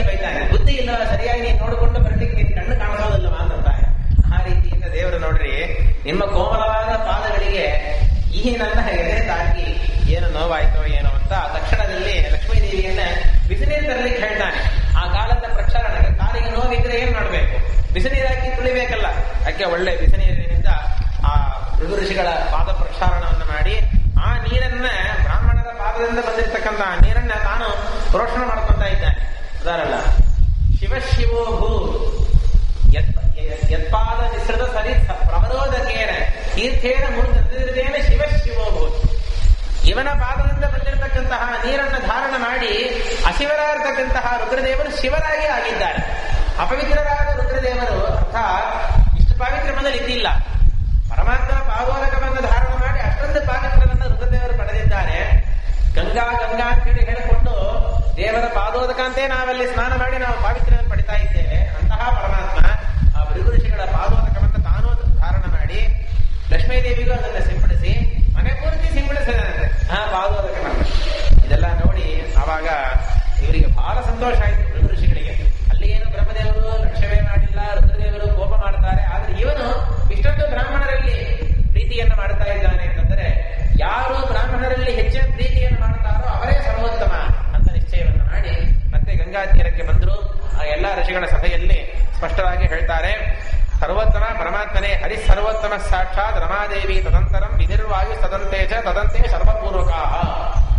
ನನ್ನನ್ನ ಇಷ್ಟು ಗೌರವ ಮಾಡಿರ್ತಕ್ಕಂತಹ ಆದರ ಮಾಡಿರ್ತಕ್ಕಂತಹ ಭಕ್ತ ವತ್ಸರನಾದ ಬ್ರಹ್ಮಣ್ಯನಾಗಿರ್ತಕ್ಕಂತಹ ವಿಷ್ಣುಯ ಸರ್ವೋತ್ತಮ ಉದಾಸೀನ ಮಾಡಿದ್ದಾರೆ ಅಂತ ಅನ್ನೋದಕ್ಕೋಸ್ಕರ ಬ್ರಹ್ಮದೇವನ ಆಮೇಲೆ, ಕೋಪತಾಪಾದಿಗಳನ್ನು ಮಾಡತಕ್ಕಂತಹ ರುದ್ರಾದಿಗಳು ಆಮೇಲೆ ಇದ್ದಾರೆ ಅಂತ ಹೇಳಿ ಹೀಗೆ ತಾರತಮ್ಯವನ್ನು ನಾವು ತಿಳಿಯಬೇಕು. ಆ ತಾರತಮ್ಯದ ಕೊನೆಯಲ್ಲಿ ವಿಷ್ಣುವೇ ಸರ್ವೋತ್ತಮ ಎಂಬುದು ನಾವು ತಿಳಿಯಬೇಕು ಅಂತ ಹೇಳಿ ಅವರು ನಿರ್ಣಯವನ್ನ ಮಾಡಿದರು. ಇದೇನಾಯಿತು? ಋಷಿಗಳಿಗೆಲ್ಲ ಒಳ್ಳೆ ಪರಮಾತ್ಮ ಸರ್ವೋತ್ತಮ ಅಂತ ನಿರ್ಣಯ ಆಯಿತು. ಆದ್ರೆ ಅವರಿಬ್ಬರಲ್ಲಿ ಕಲಹ, ಲಕ್ಷ್ಮೀನಾರಾಯಣರಲ್ಲಿ ಕಲಹ ಆಯಿತು. ಲಕ್ಷ್ಮೀದೇವಿ ವೈಕುಂಠದಲ್ಲಿ ದೇವರನ್ನು ನೋಡಿ ಹೇಳ್ತಾಳೆ, ಅವರು ಭೃಗು ಋಷಿಗಳು ಬಂದವರು ಬೇರೆ ಎಲ್ಲಾದ್ರೂ ಹೊಡೆದಿರಬಾರ್ದ, ಕಾಲಲ್ಲಿ ಹೊಡೆದಿರಬಾರ್ದ, ಕೈಯಲ್ಲಿ ಹೊಡೆದಿರಬಾರ್ದ, ಯಾಕೆ ಎದೆಯೆಲ್ಲ ಯಾಕೆ ಹೊಡೆದರು? ಎದೆ ನನ್ನ ವಾಸಸ್ಥಳ, ನಿನ್ನ ವಕ್ಷಸ್ಥಳದಲ್ಲಿ ನಾನು ವಾಸವನ್ನ ಮಾಡ್ತಾ ಇದ್ದೇನೆ. ಆ ಎದೆಯನ್ನ ಅವರು ಹೊಡೆದಿದ್ದಾರೆ. ಹೊಡೆದಿರೋ ಕಾಲಕ್ಕೆ ಅದು ಋಷಿಗಳು, ನೀವು ಸರ್ವೋತ್ತಮರು, ನೀವು ಸರ್ವೋತ್ತಮ ನಿರ್ಣಯ ಮಾಡಲಿಕ್ಕೆ ಬಂದವರು, ನನ್ನ ಸ್ಥಾನವಾಗಿರ್ತಕ್ಕಂತಹ ವಕ್ಷಸ್ಥಳದಲ್ಲಿ ಹೊಡೆದಿದ್ದಾರೆ ಅಂತಂದ್ರೆ ಅದು ನನ್ನಿಂದ ಸಹನ ಮಾಡ್ಲಿಕ್ಕೆ ಆಗೋದಿಲ್ಲ. ನಾನು ಹೊರಟು ನಾನು ವೈಕುಂಠ ಬಿಟ್ಟು ನಾನು ಹೋಗ್ತಾ ಇದ್ದೇನೆ. ಎಲ್ಲಿ ಹೋಗ್ತೀಯೇ ಅಂತಂದ್ರೆ ಕರವೀರಪುರ ಅಂತಿದೆ, ಕೊಲ್ಲಾಪುರ ಅಂತಿದೆಯಲ್ಲ, ಆ ಕರವೀರಪುರಕ್ಕೆ ನಾನು ಹೋಗ್ತಾ ಇದ್ದೇನೆ ಅಂತ ಲಕ್ಷ್ಮೀದೇವಿ ಹೊರಟು ಹೋಗ್ತಾ ಇದ್ದಾರೆ. ಯಾವಾಗಲೂ ಕೂಡ ಮನೆಗೆ ಹೋದರೆ ಯಾವ ಒಂದು ಗಂಡಸರ ಪದಾರ್ಥವನ್ನ ಮುಟ್ಟಿದರೂ ಕೂಡ ನಮಗೇನು ಆಪತ್ತಿಲ್ಲ. ಆದ್ರೆ ಹೆಣ್ಮಕ್ಕಳ ಪದಾರ್ಥವನ್ನು ಮಾತ್ರ ಮುಟ್ಟಿದ್ದೇನೆ ಅಂತಂದ್ರೆ ಅವಾಗ ಹಿಡಿತು, ಅವರಿಗೆ ಶನಿ ಹಿಡಿತು. ಹಾಗೆ ನೋಡ್ರಿ, ಅವರು ಬೇರೆ ಎಲ್ಲಾದ್ರೂ ಹೊಡೆದಿದ್ರೆ ಪರವಾಗಿಲ್ಲ, ವಕ್ಷಸ್ಥಳದಲ್ಲಿ ಹೊಡೆದು ಬಿಟ್ಟಿದ್ದಾರೆ. ಅದು ಲಕ್ಷ್ಮೀದೇವಿಯ ವಾಸಸ್ಥಾನ. ಅದು ಸ್ತ್ರೀಯರ ಸ್ವಭಾವ ಹೇಗಿದೆ ಎಂಬುದನ್ನು ತೋರಿಸೋದಕ್ಕೋಸ್ಕರ, ಸ್ತ್ರೀಯರು ಹೇಗೆ ಇರಬಾರದು ಎಂಬುದನ್ನು ತೋರಿಸೋದಕ್ಕೋಸ್ಕರ ಲಕ್ಷ್ಮೀದೇವಿ ಪರಮಾತ್ಮ ಜೊತೆಗೆ ಪ್ರೇಮ ಕಲಹವನ್ನು ಮಾಡ್ತಾ ಇದ್ದಾರೆ. ಪ್ರೇಮ ಕಲಹ, ನಿಜವಾದ ಕಲಹ ಅಲ್ಲ. ಈ ಕಲಹದಿಂದ ತಾನು ಬರಲಿಕ್ಕೆ, ಅನಂತರ ಪರಮಾತ್ಮ ಬರಲಿಕ್ಕೆ, ಅದರ ಮೂಲಕವಾಗಿ ಆ ವೆಂಕಟ ಪರ್ವತದಲ್ಲಿ ಪರಮಾತ್ಮ ಸಂವಿಧಾನ ಯಾವಾಗಲೂ ಇರಬೇಕು ಅನ್ನೋ ಆ ಉದ್ದೇಶದಿಂದ ಲಕ್ಷ್ಮೀದೇವಿ ಹೊರಟು ಕರವೀರಪುರಕ್ಕೆ ಬಂದಿದ್ದಾಳೆ. ಅನಂತರ ಅಷ್ಟಾವಿಂಶತಮೇ ಪ್ರಾಪ್ತಿಯ ದ್ವಾಪರಾಂತ್ಯ ಕಲೋಯುಗೆ ಯಸ್ಮಿನ್ ದೇಶೇ ಯದಾ ಪ್ರೇಮ ಕಲಹಸ್ಯ ಪ್ರಶಾಂತಿ ಕರ್ಮಣ ಆ ದೇವರ ಆಲೋಚನೆ ಮಾಡಿದ್ದಾರೆ. ಗೃಹಿಣಿ ಗೃಹ ಮುಚ್ಚದೆ ಅಂತಂತಾರೆ. ಗೃಹ ಅಂತಂದರೆ ಮನೆಯನ್ನ ಗೃಹ ಅಂತ ಯಾರು ಅನ್ನೋದಿಲ್ಲ, ಹೆಂಡತಿಯನ್ನೇ ಎಲ್ಲರೂ ಕೂಡ ಗೃಹ ಅಂತ ಕರೆಯೋದು. ಕೇಸರಿನೋ ಗೃಹೇ ಭೂತ್. ಕೇಸರಿನ ಗೃಹ ಅಂದ್ರೆ ಏನು? ಮನೆ ಅಂತ ಅರ್ಥ ಮಾಡ್ತೇವ, ಹೆಂಡತಿಯಾದ ಅಂಜನಾದೇವಿಯಲ್ಲಿ ಅರ್ಥ ಮಾಡ್ತೇವೆ. ಹಾಗೆ ಗೃಹಸ್ಥಾನ ಕರೆಯೋದು ಯಾಕೆ? ಮನೆಯಲ್ಲಿ ಇರುವುದಕ್ಕೆ ಗೃಹಸ್ಥಾನ ಕರೆಯೋದಿಲ್ಲ. ಸನ್ಯಾಸಿಗಳು ಮನೆಗೆ ಬಂದವರು ಗೃಹಸ್ಥರಾಗ್ಬಿಡ್ತಾರ ಪಾದ ಪೂಜೆಗೆ ಬರೋ ಕಾಲಕ್ಕೆ? ಗೃಹದಲ್ಲಿ ಇರೋವ ಹಾಗರ್ಥ ಇಲ್ಲ. ಗೃಹಿಣಿ ಜೊತೆ ಯಾರಿದ್ದಾನೋ ಅವನ ಗೃಹಸ್ಥ. ಮನೆಯಲ್ಲಿ ಹೆಂಡತಿ ಇಲ್ಲ ಅಂದ್ರೆ ನಾನು ಯಾಕಿರಬೇಕು? ಇವಳ ಪ್ರೇಮ ಕಲಹವನ್ನ ನಾನು ಹೇಗಾದ್ರೂ ನಾನು ಪರಿಹಾರ ಮಾಡಿ, ಲಕ್ಷ್ಮೀದೇವಿಯನ್ನು ಹೇಗಾದ್ರೂ ನಾನು ಸಮಾಧಾನ ಮಾಡಬೇಕು. ಅದಕ್ಕೆ ನಾನು ಕೂಡ ಇವಳನ್ನು ಹಿಂಬಾಲಿಸಿಕೊಂಡು ನಾನು ಭೂಮಿಗೆ ಬರ್ತೇನೆ ಅಂತ ಪರಮಾತ್ಮ ವಿಚಾರವನ್ನ ಮಾಡಿ, ಇತಿ ಸಂಕಲ್ಪೆ ಗೋವಿಂದ ಲೀಲಾ ಮಾನುಷ ವಿಗ್ರಹ ಮಾಯಾವಿ ಪರಮಾನಂದಂ ತ್ಯಕ್ವಾ ವೈಕುಂಠಮುತ್ತಮಂ ಗಂಗಾಯ ದಕ್ಷಿಣ ದೇಶೆ ಯೋಜನಾ ಶತತ್ರಯೇ ಸುವರ್ಣಮುಖರಿಯ ನಾಮ ನದೀನಾಂ ಪ್ರವರಾ ನದಿ. ಅದಕ್ಕೆ ಪರಮಾತ್ಮನು ಕೂಡ ಭೂಮಿಗೆ ಬರ್ತಾ ಇದ್ದಾನೆ. ಯದ್ಯಪಿ ಕರವೀರಪುರಕ್ಕೆ ಹೋಗಿರ್ಬೋದು, ಆದ್ರೂ ಕೂಡ ಸಿಟ್ಟು ಮಾಡಿಕೊಂಡು ಹೋಗಿರೋ ಕಾಲಕ್ಕೆ ಅವಳನ್ನು ಅಲ್ಲೇ ಹೋಗಿ ಸಮಾಧಾನ ಮಾಡೋದು ಯೋಗ್ಯ ಅಲ್ಲ. ಸ್ವಲ್ಪ ಬೇರೆ ಎಲ್ಲಾದ್ರೂ ಇದ್ದು ನಾವು ನಮಗೆ ವಾಸಸ್ಥಾನವನ್ನು ಮಾಡಿಕೊಂಡು ಆಮೇಲೆ ಹೋಗಿ ಸಮಾಧಾನ ಮಾಡೋಣ, ಅವಳಿಗೆ ಸಂತೋಷ ಆಗುವಂತೆ ಏನಾದ್ರೂ ಮಾಡೋಣ ಅಂತ ಹೇಳಿ ಪರಮಾತ್ಮ ವೈಕುಂಠವನ್ನು ಬಿಟ್ಟು ಭೂಮಿಗೆ ಬಂದಿದ್ದಾನೆ. ಪರಮಾತ್ಮ ಒಂದು ದೇಶವನ್ನ ಬಿಡೋದು ಹೊಂದೋದು ಇದೆಲ್ಲವೂ ಕೂಡ ಕೇವಲ ಲೋಕರೀತಿಯಲ್ಲಿ ಇದು ಹೇಳೋದು. ಪರಮಾತ್ಮ ಯಾವ ದೇಶವನ್ನು ಕೂಡ ಬಿಡಲಿಕ್ಕೆ ಸಾಧ್ಯ ಇಲ್ಲ. ವ್ಯಾಪ್ತತ್ವಾದ ನಿರವಧ್ಯತ್ವಾದ ತಸ್ಯಾ ತ್ಯಾಗ ಕಥಂ ಭವೇತ್. ಮಣಿಮಂಜರಿಯಲ್ಲೇ ಹೇಳ್ತಾರೆ, ವ್ಯಾಪ್ತವಾದ ಒಂದು ಪದಾರ್ಥ ಒಂದು ಸ್ಥಳವನ್ನ ಬಿಟ್ಟು ಬೇರೆ ಸ್ಥಳಕ್ಕೆ ಹೋಯಿತು ಅಂತ ಹೇಳಲಿಕ್ಕಾಗೋದ? ವ್ಯಾಪ್ತ ಪದಾರ್ಥ ಇದಲ್ಲ. ಆಕಾಶ ಇದೆ, ಆಕಾಶ ಎಂಬುದು ವ್ಯಾಪ್ತ. ಎಲ್ಲ ಕಡೆ ಆಕಾಶ ಇದೆ, ಇಲ್ಲೂ ಇದೆ ಅಲ್ಲೂ ಇದೆ. ಅದರ ಆಕಾಶ ಇಲ್ಲಿ ಬಿಟ್ಟು ಅಲ್ಲಿ ಹೋಯಿತು ಅಂತ ಹೇಳಲಿಕ್ಕಾಗೋದ? ಇಲ್ಲಿ ಬಿಟ್ಟು ಹೋಗೋದ್ರೆ ಮತ್ತೆ ಇಲ್ಲಿ ಆಕಾಶ ಇಲ್ಲ ಅಂತ ಆಗ್ಬಿಡ್ತದಲ್ಲ. ಎಲ್ಲಾ ಪ್ರದೇಶದಲ್ಲಿಯೂ ತುಂಬಿರುವ ಈ ಆಕಾಶ ಕಾಲ ಮೊದಲಾದ ವ್ಯಾಪ್ತ ಪದಾರ್ಥಗಳಿಗೆ ಒಂದ್ ಕಡೆ ಬಿಡೋದು ಒಂದ್ ಕಡೆ ಹೋಗಿ ಸೇರೋದು ಎಂಬುದು ಸಾಧ್ಯವೇ ಇಲ್ಲ. ಆಗ ವ್ಯಾಪ್ತನಾದ ಪರಮಾತ್ಮನು ಕೂಡ ವೈಕುಂಠವನ್ನು ಬಿಟ್ಟು ಇಲ್ಲಿಗೆ ಬಂದಿದ್ದಾನೆ ಅದರ ಅರ್ಥ ಏನು? ಒಂದು ರೂಪದಿಂದ ಇಲ್ಲಿ ಬಂದಿದ್ದಾನೆ ಅಷ್ಟೇ ಅರ್ಥವೇ ಹೊರತು ಬಿಟ್ಟು ಬರೋದು ಎಂಬುದು ಇಲ್ಲವೇ ಇಲ್ಲ. ನಮ್ಮ ಸ್ವಾಮಿಗಳ ಉಪನ್ಯಾಸದಲ್ಲಿ ಒಂದು ಸಾರ್ತಿ ಕೇಳಿದೆ. ನಾವು ಕನ್ನಡದಲ್ಲಿ ಸಾಮಾನ್ಯವೇ ಮಾತಾಡೋದು, ಒಳ್ಳೆ ಕನ್ನಡದಲ್ಲಿ ಮಾತಾಡ್ತಾರೆ. ಈ ಊರು ಕನ್ನಡದಲ್ಲಿ ಹೇಳೋದಲ್ಲ, ಬಿಟ್ಟುಟ್ರು ಅಂತ ಹೇಳ್ತಾರೆ, ಮಾಡಿಬಿಟ್ರು, ಇದ್ದು ಬಿಟ್ರು. ಅಲ್ಲಿ ನೋಡ್ರಿ, ಎಲ್ಲರೂ ಕೂಡ ಇದ್ದು ಬಿಡುತ್ತಾರೆ ಅಂದ್ರೆ ಇದ್ದು ಬಿಡೋದು ಅಂತಾರಲ್ಲ. ಪರಮಾತ್ಮ ಯಾವಾಗ ಕೂಡ ಇದ್ದು ಬಿಡೋದು, ಅಲ್ಲಿ ಇರ್ತಾನೆ, ಇದ್ರೂ ಕೂಡ ಬಿಟ್ಟು ಹೋಗಿದ್ದಾನೆ. ಆದ್ರೆ ನಾವೆಲ್ಲ ಹಾಗೆ ಬಿಟ್ಟು ಬಿಡುತ್ತೇವೆ. ಬಿಟ್ಟು ಬಿಡೋದು ಅಂದ್ರೆ ಅರ್ಥ ಏನು? ನಾವು ಒಂದು ಕಡೆ ಇದ್ದು ನಾವು ಬಿಡೋದಿಲ್ಲ, ಬಿಟ್ಟೇ ಬಿಡ್ತಾ ಇದ್ದೇವೆ. ಇಲ್ಲಿಂದ ನಾವು ಹೊರಟು ಹೋಗ್ಬಿಟ್ರಿ, ಆಮೇಲೆ ನಾವು ಇಲ್ಲಿ ಇಲ್ಲ. ಆದರೆ ಪರಮಾತ್ಮ ಇದ್ದು ಬಿಟ್ಟಿದ್ದಾನೆ. ಎಲ್ಲಾ ಕಡೆ ಇದ್ದರೂ ಕೂಡ, ವೈಕುಂಠದಲ್ಲಿ ಇದ್ದರೂ ಕೂಡ ಒಂದು ರೂಪದಿಂದ ಭೂಮಿಗೆ ಪರಮಾತ್ಮ ಬಂದಿದ್ದಾನೆ. ಎಲ್ಲಿಗೆ ಬಂದಿದ್ದಾನಪ್ಪ ಅಂತಂದ್ರೆ, ಗಂಗಾ ನದಿಯ ದಕ್ಷಿಣದಲ್ಲಿ ಸುಮಾರು 300 ಯೋಜನ, ಗಂಗೆಗಿಂತಲೂ ಕೂಡ 300 ಯೋಜನ ದೂರದಲ್ಲಿ ಸುವರ್ಣಮುಖರಿ ಅಂತನ್ನುವ ಯಾವ ನದಿ ಇದೆಯೋ ಆ ನದಿಯ ತೀರದಲ್ಲಿ ನಮ್ಮ ಶುಕಾಚಾರ್ಯರಿಂದ ಪವಿತ್ರವಾಗತಕ್ಕಂತಹ ನದಿ, ಅಗಸ್ತ್ಯ ಋಷಿಗಳಿಂದ ಪೂಜಿತವಾಗತಕ್ಕಂತಹ ಸುವರ್ಣಮುಖಿ ನದಿ ಇದೆ. ಆ ನದಿಯ ಉತ್ತರ ತೀರದಲ್ಲಿ ಎರಡೂವರೆ ಕ್ರೋಶ ದೂರದಲ್ಲಿ ವೆಂಕಟ ಪರ್ವತ ಅಂತನ್ನುವ ಪರ್ವತ ಇದೆ. ಅದು ಯಾರಪ್ಪ? ಹಿಂದೆ ಹೇಳಿದನಲ್ಲ, ಮೇರು ಪರ್ವತದ ಸಾಕ್ಷಾತ್ ಮಗನಾದವನು, ಸರ್ವತೀರ್ಥ ಸಮನ್ವಿತ. ಎಲ್ಲಾ ತೀರ್ಥಾಭಿಮಾನಿ ದೇವತೆಗಳು ಕೂಡ ಈ ವೆಂಕಟ ಪರ್ವತದಲ್ಲಿ ವಾಸವನ್ನ ಮಾಡ್ತಾ ಇದ್ದಾರೆ. ಸಾಕ್ಷಾತ್ ಶೇಷದೇವರು ಇದಕ್ಕೆ ಅಭಿಮಾನಿಗಳಾಗಿದ್ದಾರೆ. ವೈಕುಂಠಕ್ಕೆ ಸದೃಶವಾದದ್ದು ಶೇಷದೇವರ ಮತ್ತು ವಾಯುದೇವರ ಒಂದು ಕಲಹದಿಂದ ಈ ಪ್ರದೇಶಕ್ಕೆ ಬಂದಿದೆ. ಮತ್ತು ವದನಂ ವೆಂಕಟಗಿರಿ ನೃಸಿಂಹಾಚಲ ಮಧ್ಯಮ ಶ್ರೀಶೈಲ ಪುಚ್ಛಭಾಗತ್ತು ಸರ್ವಕ್ಷೇತ್ರ ಮಯೋಗಿರಿ. ಈ ಪರ್ವತ ಸಾಮಾನ್ಯ ಅಲ್ಲ, ವೆಂಕಟ ಪರ್ವತ. ಇದರ ಪ್ರಾರಂಭ ಭಾಗವನ್ನ ವೆಂಕಟಗಿರಿ ಅಂತ ಕರಿತಾ ಇದ್ದಾರೆ, ಮಧ್ಯಭಾಗವನ್ನ ನರಸಿಂಹಾಚಲ ಅಂತ ಕರಿತಾ ಇದ್ದಾರೆ, ಕೊನೆ ಭಾಗವನ್ನ ಶ್ರೀಶೈಲ ಅಂತ ಕರಿತಾ ಇದ್ದಾರೆ. ಸರ್ವವೃಕ್ಷ ಸಮಾಕೀರ್ಣ ಸರ್ವಧಾತು ವಿಭೂಷಿತ, ಬೇಕಾದಷ್ಟು ಎಲ್ಲಾ ರೀತಿಯಾಗಿರ್ತಕ್ಕಂತಹ ಮರಗಳು, ಎಲ್ಲಾ ಧಾತುಗಳು ಅಂತ ಹೇಳಿ ಆ ಪರ್ವತವನ್ನ ವರ್ಣನೆ ಮಾಡೋದು. ಅಲ್ಲಿರ್ತಕ್ಕಂತಹ ಮರಗಳಾಗಲಿ, ಅಲ್ಲಿರ್ತಕ್ಕಂತಹ ಪಕ್ಷಿಗಳು, ಅಲ್ಲಿರುವ ಪುಷ್ಪಗಳು, ಅಲ್ಲಿರುವ ಮೃಗಗಳು ಅಂತ ಹೇಳಿ ಆ ಪರ್ವತದ ವರ್ಣನವನ್ನ ಮಾಡಿ ಇಂತಹ ಪರ್ವತಕ್ಕೆ ಪರಮಾತ್ಮ ಬಂದು ಸೇರಿದ್ದಾನೆ. ಏವಂ ಪ್ರಭಾವಸ್ಯ ಗಿರೀಂದ್ರ ಜನ್ಮನಃ ಶ್ರೀವೆಂಕಟಾದ್ರ್ಯಸ್ತು ಹರೇಸ್ತತೈವ ಜಾನಂತಿನ ಬ್ರಹ್ಮ ಶಿವೇಂದ್ರಂ ಪೂರ್ವಕಾಃ ಅತ್ಯಲ್ಪ ವೀರ್ಯ ಮನುದಾಸ್ತು ಕಿಂ ಪುನಃ. ಈ ವೆಂಕಟ ಪರ್ವತದ ಮಹಿಮೆಯನ್ನ, ಇದರ ಪ್ರಭಾವವನ್ನ, ಅಥವಾ ಇದಕ್ಕೆ ಅದ್ವಿತೀಯಾಗಿರ್ತಕ್ಕಂತಹ ಭಗವಂತನ ಮಹಿಮೆಯನ್ನ ಬ್ರಹ್ಮರುದ್ರಾದಿಗಳು ಕೂಡ ಸಂಪೂರ್ಣವಾಗಿ ತಿಳಿಯೋದಿಲ್ಲ, ಮನುಷ್ಯರು ತಿಳಿಯೋದಿಲ್ಲ ಅಂತ ಏನ್ ಹೇಳಬೇಕು? ಪರ್ವತ ಜಡವಾದ ಪದಾರ್ಥ, ಆ ಪದಾರ್ಥವನ್ನ ಬ್ರಹ್ಮಾದಿಗಳು ತಿಳಿಯೋದಿಲ್ಲ ಅಂದ್ರೆ ಏನರ್ಥ? ಪರಮಾತ್ಮನ ಮಹಿಮೆಯನ್ನು ತಿಳಿಯೋದಿಲ್ಲ ಅಂದ್ರೆ ಅರ್ಥ ಇದೆ. ಪರ್ವತದ ಮಹಿಮೆಯನ್ನ ಬ್ರಹ್ಮಾದಿಗಳು ತಿಳಿಯೋದಿಲ್ಲ ಅಂತಂದ್ರೆ ಅದರ ತಾತ್ಪರ್ಯ ಆ ಪರ್ವತದಲ್ಲಿಯೇ ಆ ಅಂತರ್ಯಾಮಿ ರೂಪದಿಂದ ಪರಮಾತ್ಮ ಇದ್ದಾನೆ. ಪರ್ವತದ ಮೇಲ್ಗಡೆ ಶ್ರೀನಿವಾಸ ದೇವರಿರೋದು ಬೇರೆ, ಪರ್ವತದ ಒಳಗೇನೇವೆ ಆ ಅಂತರ್ಯಾಮಿ ರೂಪದಿಂದ ವಿಭೂತಿ ರೂಪದಿಂದ ಏನು ಪರಮಾತ್ಮ ಇದ್ದಾನೋ ಆ ಪರಮಾತ್ಮನ ರೂಪ ವಿಶೇಷದ ಮಹಿಮೆಯನ್ನ ಬ್ರಹ್ಮಾದಿಗಳು ಕೂಡ ತಿಳಿಯಲಿಕ್ಕೆ ಸಾಧ್ಯವಿಲ್ಲ. ಮನುಷ್ಯರು ಎಲ್ಲಿ ತಿಳಿಯಬೇಕು ಅಂತ ಹೇಳಿ ದ್ವಿತೀಯಾಧ್ಯಾಯವನ್ನು ಸಮಾಪನ ಮಾಡಿ ಮುಂದೆ ತೃತೀಯಾಧ್ಯಾಯದಲ್ಲಿ ಶತಾನಂದರು ಹೇಳ್ತಾ ಇದ್ದಾರೆ. ತಸ್ಯೋಪರಿ ವರಾದಿವ್ಯ ಸ್ವಾಮಿ ಪುಷ್ಕರಣಿ ಶುಭ ಮತ್ಸ್ಯ ಕಚ್ಚಪ ಸರ್ಪಾಟ್ಯ ಜಲತುಕ್ಕುಟ ಭೂಷಿತ. ಆ ವೆಂಕಟ ಪರ್ವತದಲ್ಲಿ ಪರಮಾತ್ಮ ಬಂದು ಸೇರಿದ. ಅಲ್ಲಿ ಎಲ್ಲಿ ವಾಸ ಮಾಡೋದನ್ನು ಹುಡುಕ್ತಾ ಇದ್ದಾನೆ. ಅಲ್ಲಿ ಈ ಸ್ವಾಮಿ ಪುಷ್ಕರಣಿ, ಮೊನ್ನೆ ಹೇಳಿದೇವಲ್ಲ ಸ್ವಾಮಿ ಪುಷ್ಕರಣಿ ಹೇಗಾಗಿದೆ ಅಂತ ಹೇಳಿ, ಆದ್ರೆ ಆ ವರ್ಣನ ಮಾಡ್ತಾರೆ ನೋಡಿ. ಬೇಕಾದಷ್ಟು ಮೀನುಗಳು, ಒಳ್ಳೆ ಕೂರ್ಮಗಳು, ಆಮೇಲೆ ಸರ್ಪಗಳು, ಜಲತುಕ್ಕುಟ ಅಂತ ನೀರಲ್ಲೇ ವಾಸ ಮಾಡತಕ್ಕಂತಹ ಕೆಲವು ಪಕ್ಷಿಗಳು, ಚೇಳುಗಳಾಗಲಿ ಅಥವಾ ಕಪ್ಪೆಗಳಾಗಲಿ, ಹೀಗೆ ನಾನಾ ವಿಧವಾಗತಕ್ಕಂತಹ ಮರಗಳಿಂದ ನಾನಾ ವಿಧವಾಗತಕ್ಕಂತಹ ತೀರ್ಥಗಳ ಜನ್ಮಭೂಮಿಯಾಗಿ ಆ ಯಾವ ಸುವರ್ಣಮುಖಿ ನದಿಯಾಗಲಿ ಅಥವಾ ಸ್ವಾಮಿ ಪುಷ್ಕರಣಿ ತೀರ್ಥವಾಗಲಿ ಅದು ಅಲ್ಲಿ ಶೋಭಾಯಮಾನವಾಗಿ ಇರ್ತಾ ಇದೆ. ಕಿಮತ್ರ ಮನುಜಾನಾಂಚ ಸ್ನಾನಕಾಲೋಪಧಾರಿತ ತತ್ರ ಶ್ರಾದ್ದಾದಿ ಕರ್ಮಾಣಿ ಪಿತೃಣಾಂ ಪ್ರೀತಯೇ ದ್ವಿಜಾಃ. ಈ ಸ್ವಾಮಿ ಪುಷ್ಕರಣಿಯ ಮಹಿಮೆಯನ್ನ ಏನು ಅಂತ ಹೇಳೋದು, ಈ ಸ್ವಾಮಿ ಪುಷ್ಕರಣಿಯಲ್ಲಿ ಸ್ನಾನವನ್ನ ಮಾಡಿದರಾಗಲಿ ಅಥವಾ ಇದರ ತೀರದಲ್ಲಿ ಶ್ರಾದ್ದಾದಿ ಕರ್ಮಗಳನ್ನ ಮಾಡಿದರಾಗಲಿ ಇದರಿಂದ ಎಲ್ಲಾ ಪಿತೃಗಳು ಕೂಡ ಉದ್ಧಾರ ಆಗ್ತಾ ಇದ್ದಾರೆ. ಇಲ್ಲಿ ಸ್ನಾನ, ಇದರ ತೀರದಲ್ಲಿ ದಾನ ಮತ್ತು ಪಿತೃಗಳ ಶ್ರಾದ್ದ ಇದನ್ನ ಮಾಡಿ, ಹಿಂದಿನ ಕಾಲದಲ್ಲಿ ಶಂಖ ಅನ್ನೋ ಒಬ್ಬ ರಾಜ ಒಬ್ಬ ಇದ್ದ. ಅವನು ಈ ಸ್ವಾಮಿ ಪುಷ್ಕರಣಿಯಲ್ಲಿ ಸ್ನಾನ ಮಾಡುವ ಮಾತ್ರದಿಂದಲೇ ಅವನು ಸ್ವರ್ಗಕ್ಕೆ ಹೋಗಿದ್ದಾನೆ. ಅಂಗಿರಸ ಋಷಿಗಳ ಮಗನಾಗಿರ್ತಕ್ಕಂತಹ ನಾರಾಯಣ ಅನ್ನುವ ಬ್ರಾಹ್ಮಣ ಈ ಸ್ವಾಮಿ ಪುಷ್ಕರಣಿಯಲ್ಲಿ ಸ್ನಾನ ಮಾಡಿ ದೇವರಲ್ಲಿ ವರವನ್ನು ತಗೊಂಡು ಪರಮಾತ್ಮನ ಲೋಕಕ್ಕೆ ಅವನು ಹೋಗಿದ್ದಾನೆ. ಇದು ನಾನು ಮುಖ್ಯವಾದ ಮಾತು. ರಾಮೋಪಿ ತತ್ರ ಸ್ನಾನೇನ ನೀತಾಂ ಸೀತಾಂ ಅವಾಪಚ. ಇಂತಹ ಮಾತುಗಳೇ ಬಹಳ ಮುಖ್ಯ. ಈ ಸ್ವಾಮಿ ಪುಷ್ಕರಣಿಯಲ್ಲಿ ಸ್ನಾನ ಮಾಡಿದ ಪ್ರಭಾವದಿಂದಲೇ ರಾಮದೇವರು ಕೂಡ ಕಳೆದೋದ ಸೀತಾದೇವಿಯಿಂದ ಹೊಂದಿದ್ದಾರೆ.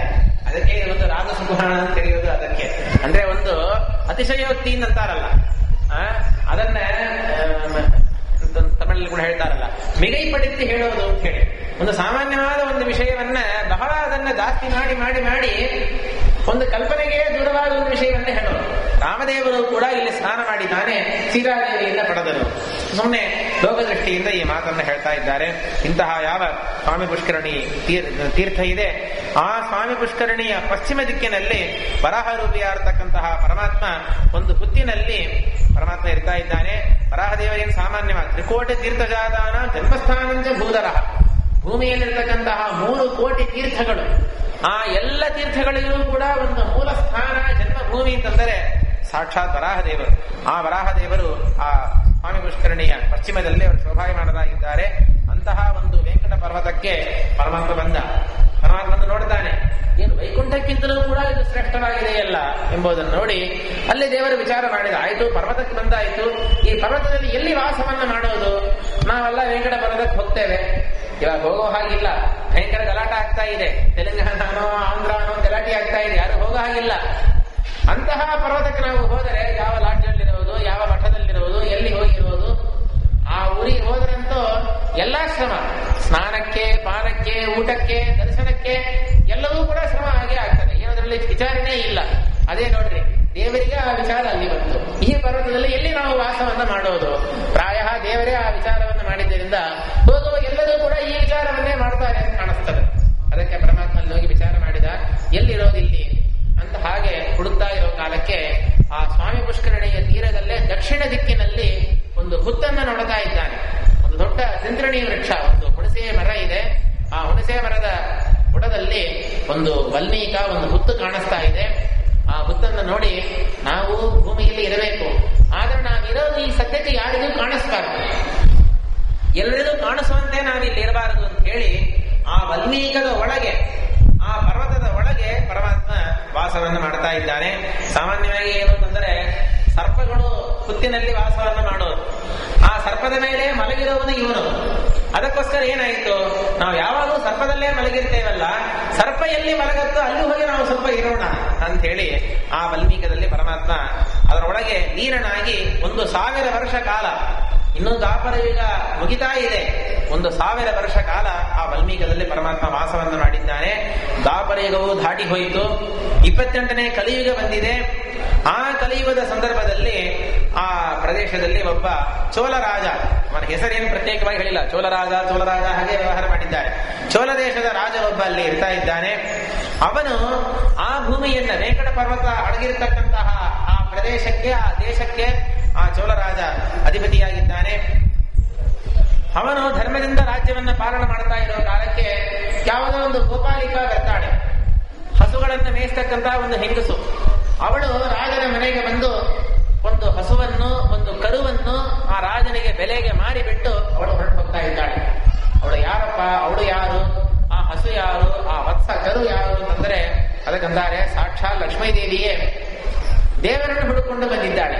ಇದು ನೋಡ್ರಿ, ಇವರಿಬ್ಬರಲ್ಲಿಯೂ ಕೂಡ ಹೆಂಗಾಗ್ತಾ ಇದೆ. ಲಕ್ಷ್ಮೀದೇವಿಯನ್ನು ಹುಡುಕೊಂಡು ದೇವರು ಬಂದಿದ್ದಾನೆ. ಎಲ್ಲಪ್ಪ, ದೇವರು ಎಲ್ಲೋ ಕಾಣಿಸ್ತಾ ಇಲ್ಲ, ವೈಕುಂಠದಲ್ಲಿ ಇಲ್ಲ. ನಾನು ಸಿಟ್ಟು ಮಾಡಿಕೊಂಡು ನಾನು ಬಂದ್ರೆ ಇವರು ಸಿಟ್ಟು ಮಾಡಿಕೊಂಡು ಎಲ್ಲೋ ಹೋಗ್ಬಿಟ್ರು ಏನೋ, ಈಗ ಪರಸ್ಪರ ಸಿಟ್ಟು ಮಾಡ್ತಾ ಇದ್ರೆ ಏನರ್ಥ ಅಂತ ಹೇಳಿ ಲಕ್ಷ್ಮೀದೇವಿ ಪರಮಾತ್ಮನನ್ನು ಹುಡುಕೋದಕ್ಕೋಸ್ಕರ ಅವಳಿಗೆ ಏನೋ ಅವಳು ಸ್ಮೆಲ್ ಮಾಡಿದ್ದಾಳೆ. ಪ್ರಾಯ ಈ ವೆಂಕಟ ಪರ್ವತದಲ್ಲೇ ಪರಮಾತ್ಮ ಇರಬೇಕು. ಶಾವಗಳನ್ನು ಕಂಡುಹಿಡಿಯೋದು, ಯಾರಾದ್ರೂ ಒಂದು ಚಾರ ಪುರುಷ, ಒಟ್ರಂತಾರಲ್ಲ, ಸ್ಪೈಯನ್ನ ಇಟ್ಟು ನಾವು ಹುಡುಕ್ಬೇಕಾಗಿದೆ. ಅದಕ್ಕೆ ನಮ್ಮ ಮಗ ಬ್ರಹ್ಮದೇವರೇ ಇದ್ದಾರಲ್ಲ, ಎಂಬುದಕ್ಕೋಸ್ಕರ ಬ್ರಹ್ಮದೇವರನ್ನೇ ಹಸುವಿನ ರೂಪದಲ್ಲಿ ಮಾಡಿ, ರುದ್ರದೇವರನ್ನ ಕರುವಿನ ರೂಪದಲ್ಲಿ ಮಾಡಿ, ಆ ಹಸುವನ್ನು ಕರುವನ್ನು ತಗೊಂಡೋಗಿ ಆ ಚೋಳರಾಜನಿಗೆ ಬೆಲೆಗೆ ಮಾರ್ತಾ ಇದ್ದಾಳೆ. ಮಾರಿಬಿಟ್ಟು ಲಕ್ಷ್ಮೀದೇವಿ ಹೊರಟು ಹೋಗ್ಬಿಟ್ಟಿದ್ದಾಳೆ. ಏನಿದು ಪ್ರೆಸ್ಟೀಜ್ ಇಶ್ಯೂ ಆಯ್ತಲ್ಲ, ತಾನೇ ಹೋಗಿ ಹುಡುಗಿದರೆ ಚೆನ್ನಾಗಿರೋದಿಲ್ಲ, ಅದಕ್ಕೆ ಮಗನ ದ್ವಾರ ಹುಡುಗಿಸ್ತಾ ಇದ್ದಾಳೆ. ಏನು ಜಗತ್ತಲ್ಲಿ ಜನರು ಹೇಗಿದ್ದಾರೆ ಎಂಬುದು ತೋರಿಸೋದು ಅಷ್ಟೇ, ಒಂದು ಅವರಿಗೇನು ಕಲಹೆ ಇಲ್ಲ.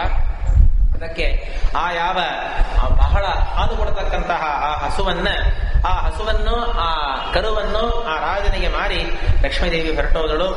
ಅಲ್ಲೆಂತೂ ಆ ಹಸು ಇದ್ದಲ್ಲ, ಬ್ರಹ್ಮದೇವರು ಅವರೇನ್ ಮಾಡಿದ್ದಾರೆ, ಯಾವನೋ ಒಬ್ಬ ಗೋಪಾಲಕ ಇದ್ದ, ಅವನು ಹಸು ಮೇಯಿಸೋವನು ಎಲ್ಲ ಸಾವಿರಾರು ಆಕಳನ್ನು ಕರ್ಕೊಂಡೋಗಿ ವೆಂಕಟ ಪರ್ವತದಲ್ಲಿ ಈ ಮೇಯಿಸೋದು ಅಂತಾರಲ್ಲ, ಹಸು ಮೇಯಿಸ್ತಾ ಇದ್ದವನು. ಅಲ್ಲಿ ಆ ಬ್ರಹ್ಮದೇವರು ಕೂಡ ಗುಂಪಿನಲ್ಲಿ ಹೋದವರು ಅಲ್ಲಲ್ಲಿ ಹೋಗಿ ದೇವರನ್ನು ಹುಡುಕ್ತಾ ಇದ್ದಾರೆ. ಅಲ್ಲಲ್ಲಿ ಹೋಗಿ ಹುಡುಕಿದರೆ ಎಲ್ಲಿದ್ದಾನೆ ಅಂತ ಹೇಳಿ. ಇದು ಸಾಮಾನ್ಯವಾಗಿ ಏನು ಅಂತಂದ್ರೆ, ದೇವರನ್ನು ನಾವು ಅನ್ವೇಷಣೆ ಮಾಡಬೇಕು, ನಾವೆಲ್ಲರೂ ಕೂಡ ಹುಡುಕಬೇಕು. ತದ್ ವಿಜಿಜ್ಞಾಸಸ್ವ ತದ್ ಬ್ರಹ್ಮೇತಿ, ಪರಮಾತ್ಮನನ್ನ ಹುಡುಕಿ ನಾವು ತಿಳಿಯಬೇಕಾಗಿದೆ. ಇದನ್ನ ಸೂಚನೆ ಮಾಡುವುದಕ್ಕೋಸ್ಕರ ಬ್ರಹ್ಮದೇವರು ಕೂಡ ಪರಮಾತ್ಮನ ಹುಡುಕ್ತಾ ಇದ್ದಾರೆ.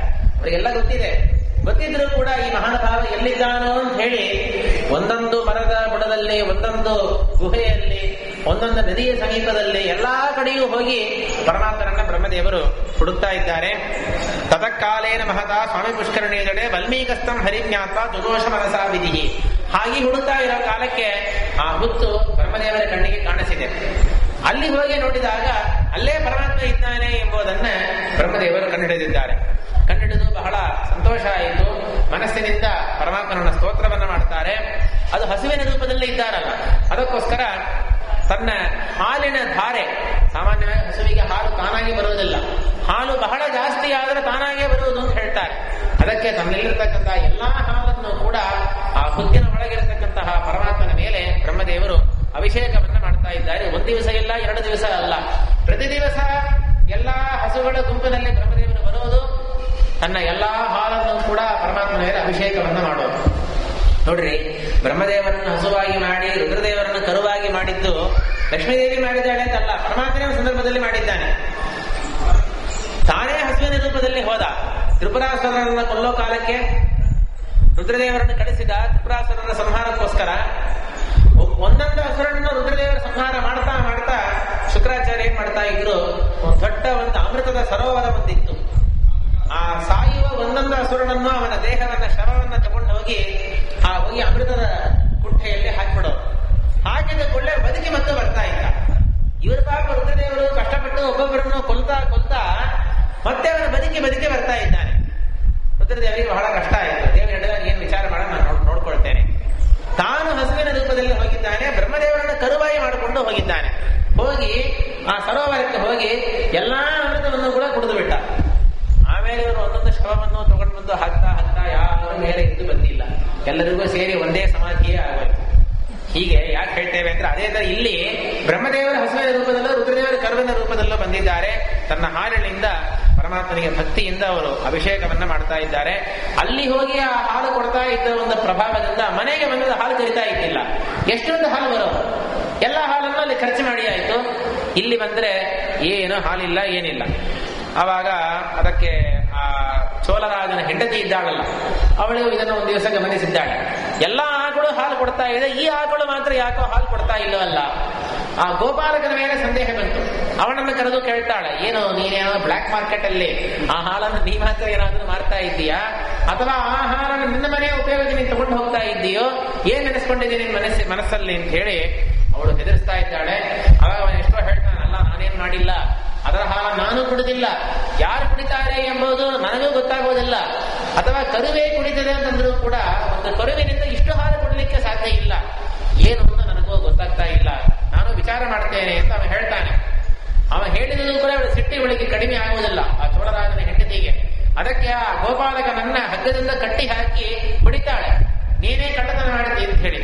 ಅನಂತರ ಗೋಪಾಲಕ ಹೇಳಿದ, ಇಲ್ಲ ನಾನು ಏನಾದ್ರೂ ಮಾಡಿ ವಿಚಾರ ಮಾಡಿ ಆ ಆಕಳು ಏನ್ ಮಾಡ್ತೇನೆ ನಾನು ಕಂಡುಹಿಡಿದ್ದೇನೆ ಅಂತ ಹೇಳಿ 2ನೇ ದಿವಸ ಆ ಆಕಳು ಹೋಗುವ ಕಾಲಕ್ಕೆ ಅದರ ಹಿಂದೆನೇ ಇವನು ಹೋಗ್ತಾನೆ. ಆ ಆಕಳು ಎಲ್ಲೆಲ್ಲಿ ಹೋಗುತ್ತೋ ಅದರ ಹಿಂದೆ ಹೋಗಿ ಕೊನೆಯಲ್ಲೇ ನೋಡಿದರೆ ಯಾವುದೋ ಒಂದು ಹುತ್ತಿನ ಮೇಲೆ ಹೋಗಿ ಆ ಹಸು ತನ್ನ ಎಲ್ಲಾ ಹಾಲನ್ನು ಕೂಡ ಆ ಹುತ್ತಿನಲ್ಲಿ ಹಾಕ್ತಾ ಇದೆ, ಅಭಿಷೇಕ ಮಾಡ್ತಾ ಇದೆ. ಅದನ್ನು ನೋಡಿ ಆ ಗೋಪಾಲಕನಿಗೆ ಕೋಪ ಜಾಸ್ತಿ ಆಗ್ತದೆ. ಓಹೋ, ನನ್ನನ್ನು ಹೊಡಿಸಲಿಕ್ಕೆ ಕಾರಣ ಇದೇ ತಾನೇ, ನನ್ನ ಮೇಲೆ ನಾನು ಅಪರಾಧ ನೆನೆಸ್ಕೊಂಡು ರಾಣಿ ನನ್ನನ್ನು ಹೊಡಿತಾಳೆ, ಈ ಹಸುವೆ ಅಪರಾಧ ಮಾಡಿದೆ ಅಂತ ಹೇಳಿ ಒಂದು ದೊಡ್ಡ ಒಂದು ಕುಠಾರವನ್ನು, ಕೋಡಾರಿ ಅಂತಾರಲ್ಲ, ಆ ಕೋಡಾರಿಯನ್ನು ತೆಗೆದು ಆ ಹಸುವನ್ನೇ ಹೊಡಿಲಿಕ್ಕೆ ಹೋಗ್ತಾನೆ. ಗೋಹತ್ಯ ಎಂಬುದು ಮಹಾಪಾಪ.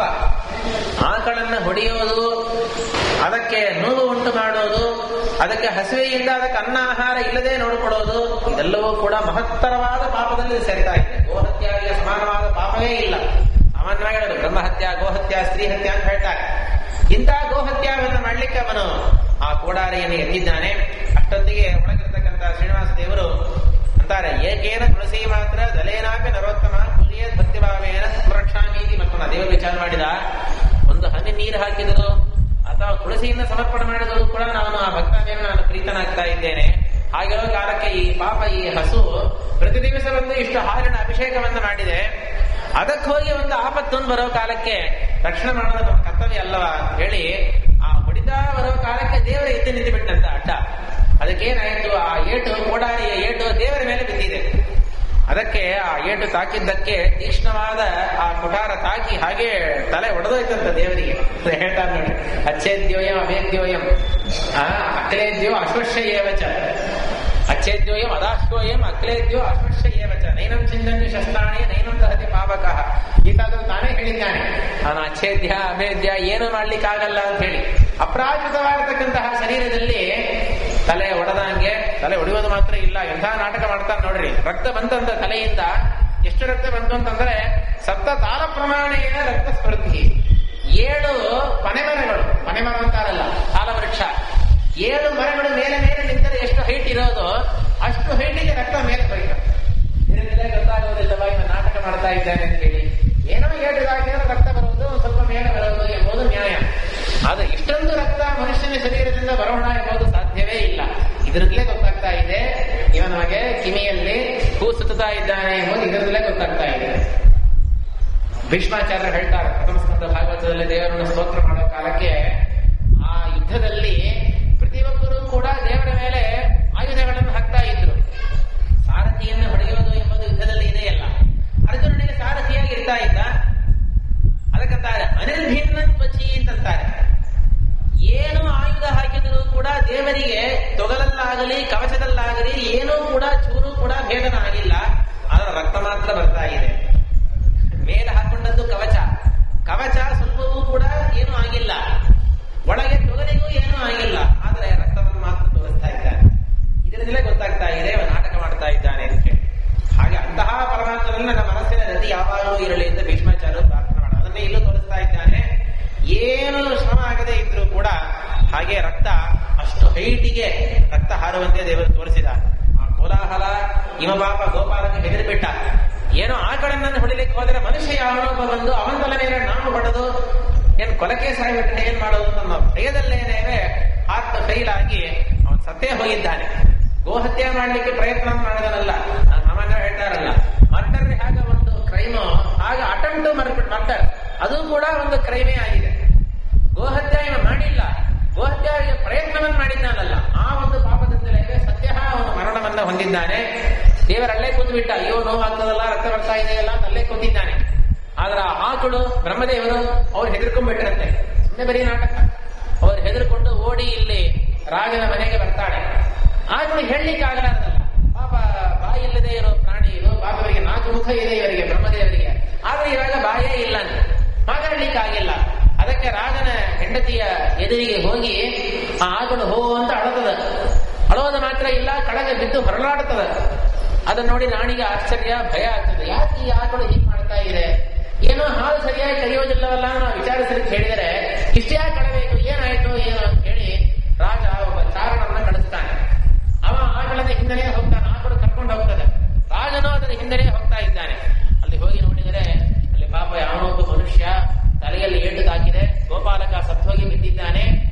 ತಲೆಯಲ್ಲಿ ಏಟು ತಾಕಿ ರಕ್ತ ಹಾಗೆ ಸುರಿದು ಹೋಗ್ತಾ ಇದೆ. ಒಂದು ಸ್ವರ್ಣಮುಖಿ ನದಿ ಒಂದ್ ಕಡೆ ಓಡಿದರೆ ರಕ್ತದ ನದಿ ಇನ್ನೊಂದ್ ಕಡೆ ಓಡಿ ಹೋಗ್ತಾ ಇದೆ. ಪಾಪ ರಾಜನಿಗೆ ಬಹಳ ದುಃಖ ಆಯಿತು. ದುಃಖ ಆಗಿ ದೇವರ ಪಕ್ಕಕ್ಕೆ ಹೋಗ್ತಾನೆ.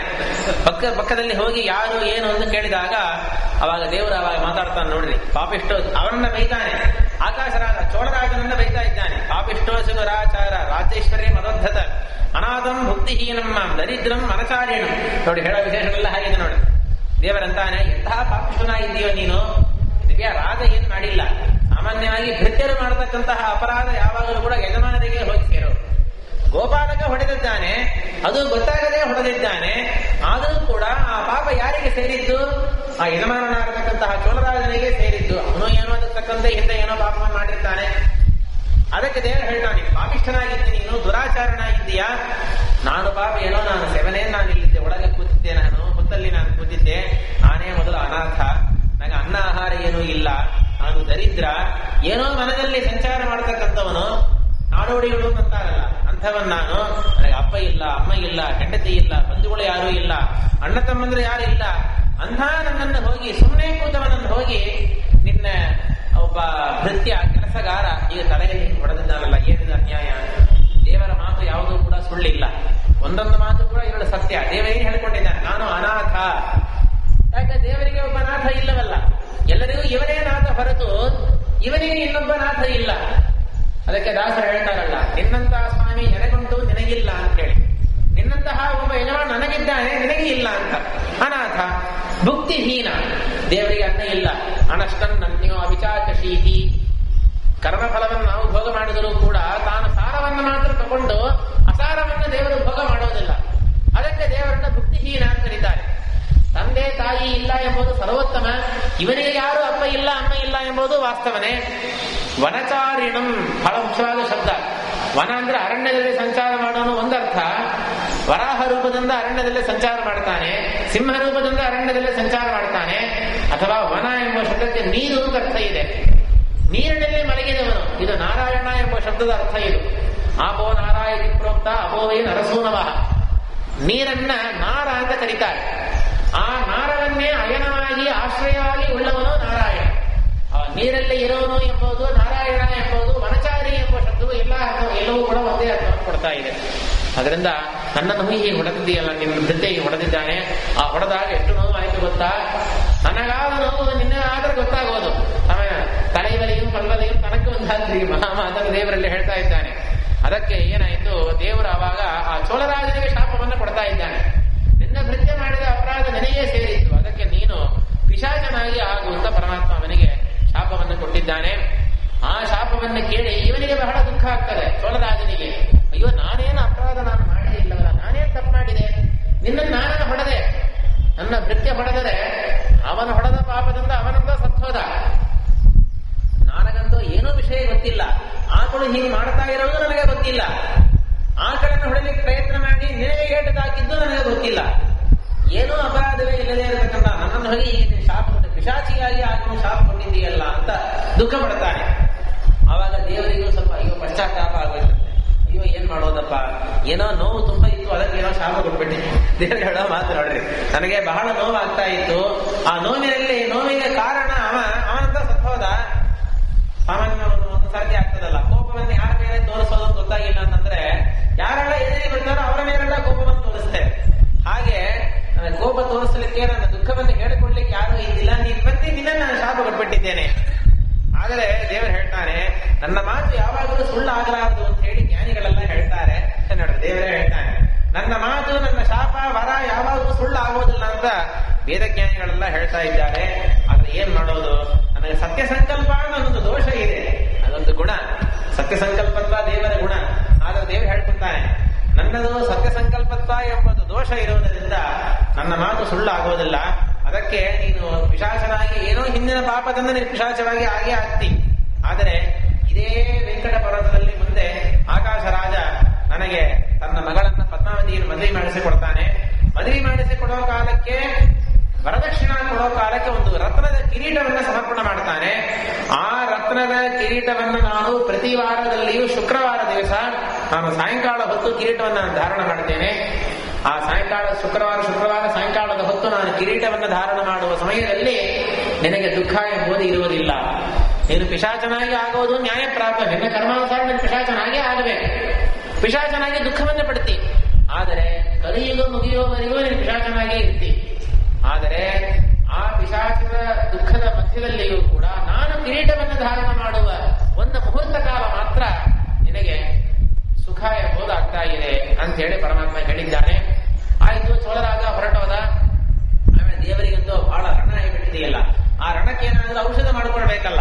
ಅದಕ್ಕೆ ಏನಾಯಿತು, ಬೃಹಸ್ಪತಿ ಆಚಾರ್ಯರನ್ನ ಸ್ಮರಣೆ ಮಾಡಿದನಂತೆ. ಅವರು ದೇವತೆಗಳೆಲ್ಲ ಪುರೋಹಿತರಾಯ್ತಲ್ಲ, ಬೇಕಾದಷ್ಟು ವೈದ್ಯ ಹೇಳ್ತಾರೆ ಅಂತ ಹೇಳಿ ಅವರನ್ನ ಸ್ಮರಣ ಮಾಡುವ ಮಾತ್ರಕ್ಕೆ ಬೃಹಸ್ಪತಿ ಆಚಾರ್ಯ ಬಂದ ಕೂಡಲೇ ಕೇಳಿದ ದೇವರು, ಈ ತರ ನನಗೆ ಬಹಳ ಏಟಾಗಿಬಿಟ್ಟಿದೆ, ಡಾಕ್ಟರ್ ಹತ್ರ ನಾವು ಹೋಗ್ತೇವಲ್ಲ, ಡಾಕ್ಟರ್ ಹತ್ರ ಹೋಗಿ 4 ಪೇನ್ ಕಿಲ್ಲರ್ ಬರೆದು ಕೊಟ್ಟು ಅವನಿಗೆ ತಲೆ ಕಟ್ಟಾಕಿ ಏನೇನೋ ಮಾಡ್ತಾನೆ.